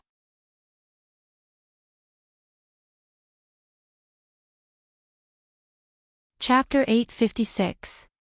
After the first day of the new year, according to tradition, the next step was to visit relatives and friends. Throughout the year, relatives and friends would visit each other. The Leaf family had many relatives and friends in the capital. Previously, with the old mistress, Li had also visited a few of them. This year, he was a lot more free. Lin Wanru had to go on a business inspection in the capital and usually returned very late. Li asked Fang to send a few people to follow her. Although it was the new year, there were still many people who were restless. Nonsense. In the hibiscus garden, Emperor Jing threw several memorials from the imperial astronomer and the imperial censorate on the table and said coldly, "The star of calamity, Mars. The princess royal, is she someone they can slander?" Mingzu walked over and patted his back. She said softly, "Father, don't be angry. Your health is more important. As for those, they are nothing more than rumors. It doesn't matter. I know you don't care, but 3 people make a tiger. If we let it develop, I don't know what will happen in the end." Emperor Jing frowned and said, "When the heavenly hound swallowed the sun, they said that I was immoral and should issue an edict. When the heavenly hound ate the moon, they said that I was too strict with the law and should restructure the law and investigate the injustice. Now, when Mars guarded his heart, they said that it was not enough for me to die, they even implicated you." On the other side, Li Yi sat on the lawn and took a bite of cucumber. The solar and lunar eclipses were all pushed to the heavenly hound. What sin did the heavenly hound commit? Li Xian squatted beside him. He had held the half a cucumber in his hand for a quarter of an hour, but he did not take another bite. He was thinking. At first, he was thinking about a problem. Now, he was thinking about life. These days, he had been studying astrology and celestial phenomena. At first, he asked Li Yi out of curiosity why he always saw the lightning first and heard the thunder later when it thundered. Later, he knew that the speed of light was faster than the speed of sound. Therefore, when there was thunder in the distance, he always saw the lightning first and then heard the thunder. It turned out that light also needed time to spread. It turned out that when he raised his head, what he saw was the sun from half an hour ago, the Big Dipper from 100 years ago, and the Heart constellation from 500 years ago. Even when he looked up at the starry sky at night, one of the stars he saw had already disappeared. It turned out that even though Li Yi was standing in front of him, the person he saw was not the person he saw at that time. "Hey, are you okay?" Li Yi raised the cucumber and waved it in front of him. He was a little regretful and worried. He really shouldn't have said so much just now. The scale and magnitude of the starry sky had far exceeded the limits of what people could imagine. If, after realizing the vastness of the universe and his own insignificance, it caused him to have thoughts that he shouldn't have, that would be a great sin. Li Xian looked up at him and asked solemnly, "Who are you?" Li Yi met his gaze for a moment and finally sighed, saying, "Looks like I can't hide it anymore." He looked at Li Xian and said seriously, "To tell you the truth, actually, I transmigrated here from more than 1,000 years in the future." Li Xian looked at him and thought for a moment, then said seriously, "If that's the case, I won't hide it from you. Actually, I'm from the moon, people from the moon, hello. People from the future, hello." The 2 of them raised the cucumbers and touched them together. Then, there were 2 "Kacha" sounds. Li Xian was very smart, and under Li Yi's long-term indoctrination and training, his ability to accept new things was unusually strong. He almost never doubted Li Yi, because even if he did, he would always find evidence to prove that he was right one day. At that time, when Li Yi told him that the stars he saw were actually just balls, he didn't believe it. However, now that he had seen it with his own eyes, it turned out that those stars were really balls. "What are you going to do about the matter of Mingzu?" Li Xian lay on the lawn, folded his hands behind his head, and said, "Let them slander her like that. Li Yi shook his head and said, I still have to rely on you. Tell me, what do you want me to do? Li Xian sat up again from the lawn, his eyes flashing with excitement. Chang De stood behind Emperor Jing and said, according to the report from the Secret Intelligence Division, those slanderous remarks against Her Royal Highness have not spread widely. There are indeed many rumors among the people, but compared to the previous public discussions, the impact is much smaller. Emperor Jing waved his hand and said, what does it have to do with Emingzu? My people are not stupid. They know how to distinguish right from wrong and will not be easily used by those who do bad things. Moreover, the things that Emingzu has done for the people, they are all beneficiaries. How can they do such ungrateful things? Chang De nodded and said, maybe it's true, but he knew in his heart that this was not the only reason. In contrast, the matter of the Cui family's master and his second brother cutting off their sleeves and neglecting his wife, causing the first wife of the Cui family to have an affair with the third son of the Cui family was more interesting than whether Her Royal Highness was a jinx. He was also very interested in this matter. It was said that the circle of the nobles in the capital was extremely chaotic, but he did not expect it to be so chaotic. Even so, we can't relax our vigilance. Emperor Jing frowned and said, pass down the order.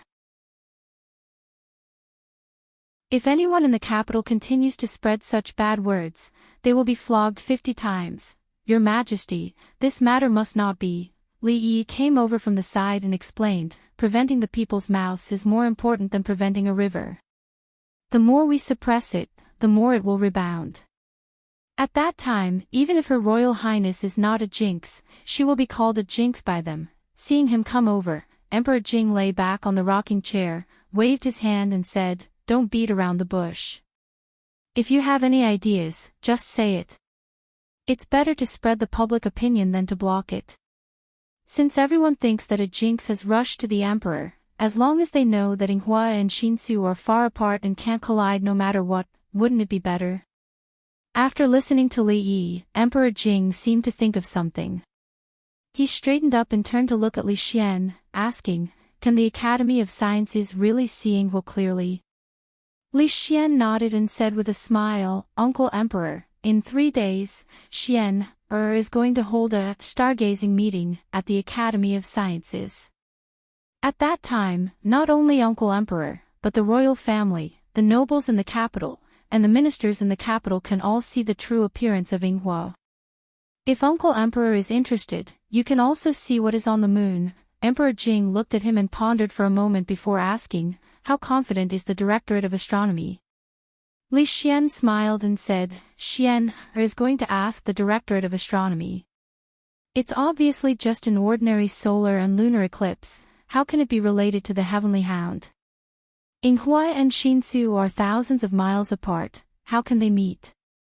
How can this be a warning from heaven and an ominous sign? Emperor Jing was puzzled. Solar and lunar eclipse.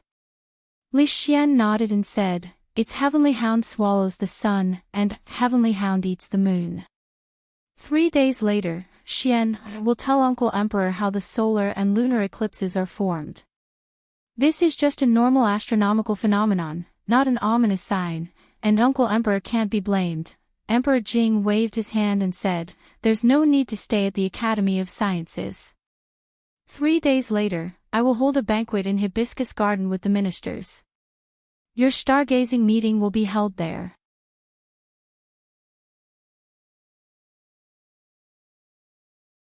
Chapter 857. How's the situation outside? Cui Qingze was pacing in the room when he saw a man hurrying in from outside. He immediately asked. The confidant of the Cui family naturally knew what the family master was concerned about these days. He immediately said, Master, I've sent more people, but there's still no effect at present. That's strange. Cui Qingze furrowed his brows. Previously, the king of Shu was called the virtuous king and was crowned as the crown prince. The speed at which the news spread was incredible. Before anyone could react, it had already formed a strong public opinion in the capital.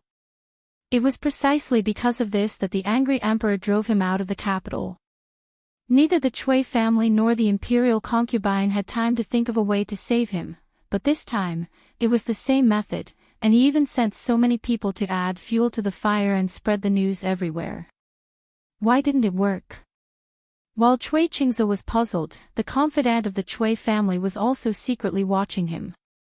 There weren't many people talking about the eldest princess, but there were many people talking about the Chui family. The fact that the clan master and the second master were gay was pure nonsense. It was just a rumor spread by those people outside.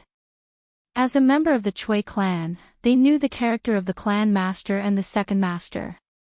There was no such thing as being gay or sharing peaches.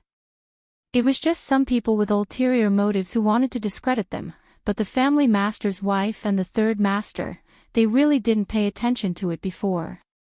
After being reminded, they were surprised to find that the family master's wife and the third master were closer than they were with other people. Could it be that someone in the Chui family who knew about this spread it? Chui Jian, Chui Jian. Chui Jian suddenly raised his head and saw the family master looking at him. He came back to his senses and immediately asked, "What else do you want me to do, master?" Chui Qingze waved his hand and said, "No, you can go now. Pay more attention to the situation outside these 2 days." "Yes, if the family master has no other orders, I'll go first." Chui Jian replied respectfully. When he retreated to the door, a voice came from behind him again. "Wait a minute." Chui Qingze looked at him with no expression on his face and asked lightly, "What has Qingduo been doing these days?" "Third master." Chui Jian was stunned. He looked at the family master and said with his head down, "I don't know, wait, where are you going? Come back." Li Yi called out to Li Xian as soon as he saw him leave the great hall and rush out of the Furong garden. "The stargazing gathering is in 3 days. I have to go back and prepare." Surprised, Li Xian said, "Didn't you say that I should take it seriously? When the time comes, I still have to deal with those fellows from the Imperial Astronomer. How can I not prepare in advance?" Li Yi looked at him and asked, "Have you thought about what to say?" Li Xian said excitedly, "Of course I have." The question of why he first saw lightning and then heard thunder was enough to give him a headache. What a magical starry sky! Just now, his head was about to split open. Such an interesting matter, of course, it was better for everyone to have a headache together. Li Yi asked tentatively, "Say that the you standing in front of them is actually not the you now. Say that the sun they see is the sun from 15 minutes ago. Say that the Big Dipper in the sky is the Big Dipper from more than 100 years ago. Say that if you look at the starry sky at a 45-degree angle, you can see the past." "Yes, that's it. Do you have anything else to add?" Li Xian nodded vigorously and then asked doubtfully, "Why a 45-degree angle?" "Add my ass." Li Yi grabbed his arm and said with a dark face, "Let's get in the carriage first." When the carriage arrived at the gate of the Academy of Sciences, Li Xian jumped off the carriage, looking a little dispirited.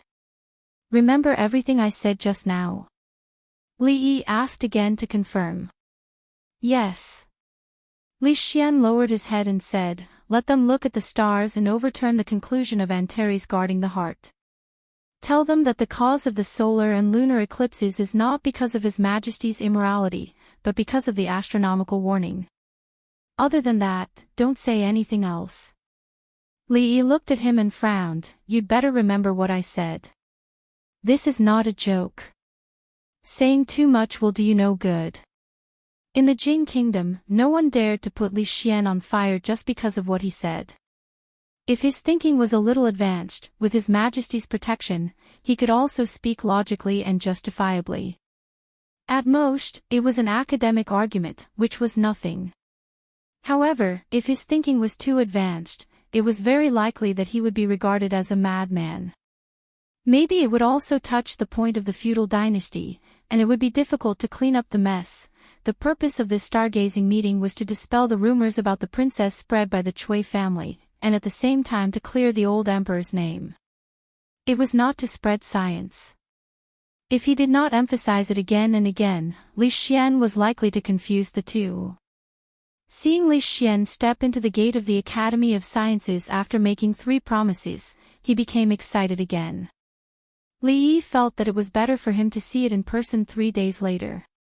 Young master, why is the moon so bumpy? Xiaohuan came down from a high platform in the courtyard and said with some disappointment. Li Yi touched her head and said, "Didn't I tell you before? This is the true appearance of the moon." Xiaohuan's pretty face was still a little disappointed. It was fine that there was no Chang'e, Jade Rabbit, Guanghan Palace on the moon, but it was actually so ugly. The last bit of hope in her heart was finally completely shattered. Rui came down from the high platform and asked Li Yi, "Husband, will you also use it to see the moon in Hibiscus Garden tomorrow?" Li Yi nodded. The Academy of Sciences had only made 1 telescope for astronomical observation so far. Li Xian treasured it like a treasure, and it was not easy for him to borrow it. "I have seen it today, so I won't go tomorrow night. Dwayner doesn't sleep well at night.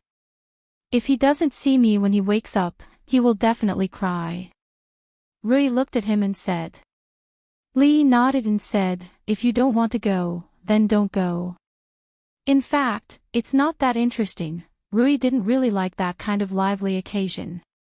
Moreover, Li Xian wasn't really kind enough to invite those people to see the moon tomorrow. There might even be a fight, so he didn't force Rui to go with him.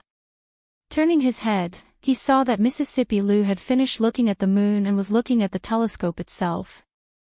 Li Yi's heart skipped a beat and he immediately said, "This won't do. This will be of great use tomorrow.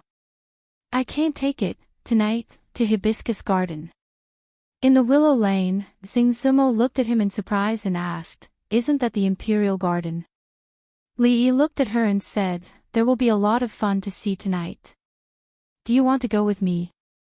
He felt a bit bad that he didn't have much time to spend with her these few days. She liked crowds and should be more interested in such an occasion. "Husband Li. Sister Lu is not going." Xing Zumo looked at him and asked. Li Yi shook his head. Then let me think about it." She was actually a bit tempted. After all, this was a rare opportunity to be alone with him. However, their relationship hadn't been made public, so it was a bit inappropriate to appear with him like this. An idea suddenly appeared in her mind. A glimmer of light flashed through her eyes. She nodded and said, "Okay, I'll go with you tonight, Chui Manor." "Stargazing meeting, what is it?" Chui Qingze held an invitation in his hand and turned back to ask, "Is Madam free tonight?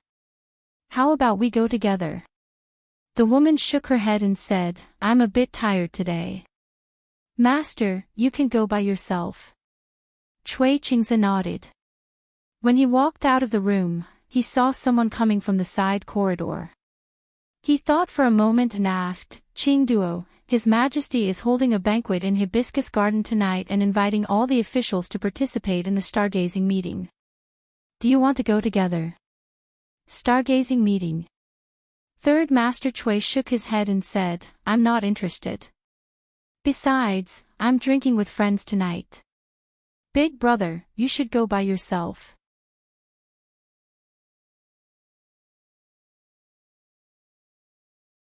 Chapter 858.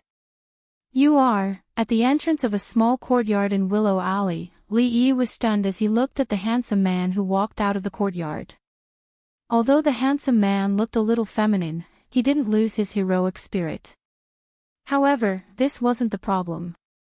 The problem was that she wasn't dressed like this when he saw her in the morning. Li Yi looked at her in surprise and asked, "Why are you dressed like this?" "This way, it won't be easily seen through." The goddess of Luo Shui seemed to be very confident in her male appearance and said with a little pride. Li Yi knew that she was thinking for his sake. He shook his head and didn't say anything else. "Let's go." She held on to Li Yi's arm and walked out of the alley. "Wait." Li Yi turned around and looked at her. He looked her up and down and finally stopped at a certain place. He said in surprise, "Where are your breasts?" She immediately blushed. Shameless, impossible. Why did they suddenly disappear? Was it just an illusion before? He was puzzled. His arm was gently pinched, and then he heard her extremely shy voice. Entangled, entangled. On the street outside the alley, the sloppy old man looked at Fong and asked in surprise, "That thing can see the moon?" "Of course." Fong looked at him and said with some regret, "I wanted to call you yesterday and let you broaden your horizons. Unfortunately, I couldn't find you." Seeing a figure walking out of the alley, he immediately jumped off the carriage. He saw the son-in-law and a handsome man walking out hand in hand. He stood there in a daze. The next moment, he turned his head and sat next to the sloppy old man again. He said, "The moon is really big and round today." However, the son-in-law said that Chang-yi isn't on the moon. "It's a pity. When I was young, I wanted to marry her when I grew up." The carriage stopped at the entrance of Farong Garden. When he got off the carriage, the handsome man's face was still a little red. He followed 2 steps behind Li Yi and didn't want to get closer. Li Yi took 2 steps back and said, "Just be normal. Don't worry, no one will think too much." Fong was not interested in watching the show, and the sloppy old man was the same. After sending them in, the 2 of them left together. When he entered, he casually arranged an identity for drunken Mo in the School of Mathematics, and the guard at the door did not ask much. Today's stargazing meeting was different from the usual banquets. There were dignitaries, officials, and local officials. There were also many members of the royal family. There were also reserved seats for the colleges and the women's college. After they walked in, they were led to the designated seats. Since the academy's seats were closer to the front, he had already informed Li Xian in advance. Drunk Ink's seat was right next to him, and behind the 2 of them were a few teachers from the academy. Lord Li, after greeting the gentlemen, the 2 of them sat down. There was still some time before the banquet started. Li Yi moved closer to her and whispered. He raised his head inadvertently and found a line of sight looking at him from the opposite side. The new capital governor, Tsing Shichen, stared at the opposite side with his eyes wide open. He subconsciously wanted to stand up, but when he was halfway up, he remembered something and sat back down. A person next to him asked in confusion, "Lord Tsing, what's wrong?" Tsing Shichen shook his head and said, "It's nothing. I'm old. After sitting for a long time, my waist is a little sore. I stand up and move around, and it's much better." The man smiled and said, "Lord Tseng is in the prime of his life and is the mainstay of our court." "What are you talking about?" Of course, Li Yi also saw Tsing Shichen. He raised his wine glass and gestured.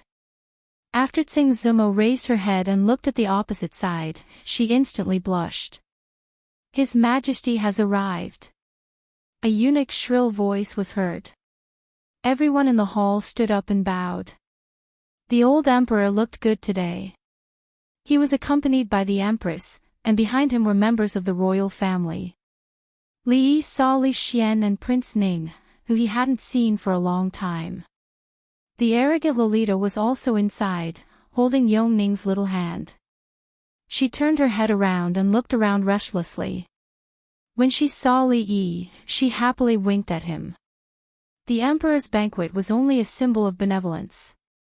It was clearly impossible to eat one's fill and eat well at the small table in front of him. On both sides of the hall were officials, and in the middle, there were palace maids dancing. In terms of etiquette and music, the royal family was the most interesting. Those palace maids were also selected from thousands of people. They were slim and beautiful, and even they were of the same height. Naturally, there was nothing to say about their appearance. Looking at their dance movements, there was a kind of classical beauty everywhere. It was an extremely wonderful visual enjoyment, but after looking at it for a long time, it was a little painful. "Where are you looking at?" I'm looking at Lord Zhang. He's been looking at us. Li Yi rubbed the place where she had just pinched him and felt wronged. Nonsense. She glanced at Li Yi and then put her hand back on him. But this time, she didn't pinch him. Instead, she gently stroked him and asked in a low voice, "Does it hurt?" "It doesn't hurt." Li Yi shook his head and said, "But what I said just now is true. Lord Zhang is really looking at us. If you don't believe me, look." Sing Zumo looked up and met a certain gaze. She immediately retracted her hand with a red face and lowered her head, no longer speaking. The highlight of the day was naturally not this meal, but Li Xian's stargazing. Not long after, a eunuch stood up and announced that the Academy of Sciences would share the burden of the emperor. They had developed a divine object that could see the stars in the sky and correct the calendar. It could also replace the horse scouts and observe the enemy from the front. After a series of rewards for the Academy of Sciences were announced, the crowd was led out of the hall to see the true appearance of the moon and Mars. The old emperor took the lead and walked out of the hall, and the officials naturally followed. Just as Li Yi stood up, a voice came from behind. Sir, wait a minute." The proud Lolita ran over from behind while holding Yongning's hand. She looked at Li Yi and then at the Luo Shui goddess who was disguised as a man, and a look of doubt appeared in her big eyes. "Sister Zumo, there was a period of time when Yongning was particularly clingy to her, but she recognized her at a glance. She hadn't seen the sister who could sing for her for a long time, so she ran over happily." A look of embarrassment appeared on Sing Zumo's face, and she was at a loss.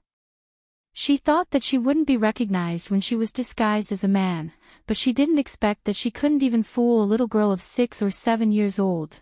The proud Lolita was surprised for a moment, then ran over and shook her arm. "Hee, so it's Sister Zumo. It's so fun. Can you teach me how to dress as a man next time? Now it's Brother Zumo." Li Yi walked over and said, "All right, we'll talk about this later. Let's go outside and watch the show first. I didn't expect Mars to see so clearly, that's right. So Yinghua is a ball just like the moon. Lord Qin, make way, it's my turn to look. Lord Su, didn't you see it just now? Don't waste everyone's time." Outside the hall, countless people surrounded a strange cylindrical object, pointing at it and discussing it. The stargazing event had started 3 days ago, and now, it had long aroused the curiosity of everyone. Those who had already gone up to watch were all surprised and surrounded by the crowd, asking questions. Those who hadn't seen it felt like hundreds of claws were scratching their hearts, and they couldn't wait to go up immediately. Mars, Cui Qingze looked at this scene, and his face darkened slightly. A bad feeling welled up in his heart. "You're tuning into the LoveLore Library YouTube channel. We're so grateful for your support, and don't forget to subscribe to join us on this incredible journey through captivating stories. Your generosity through donations truly makes a world of difference, as it's the primary source of revenue that allows me to expand and enhance this channel for you. Thank you from the bottom of my heart for being a part of this adventure."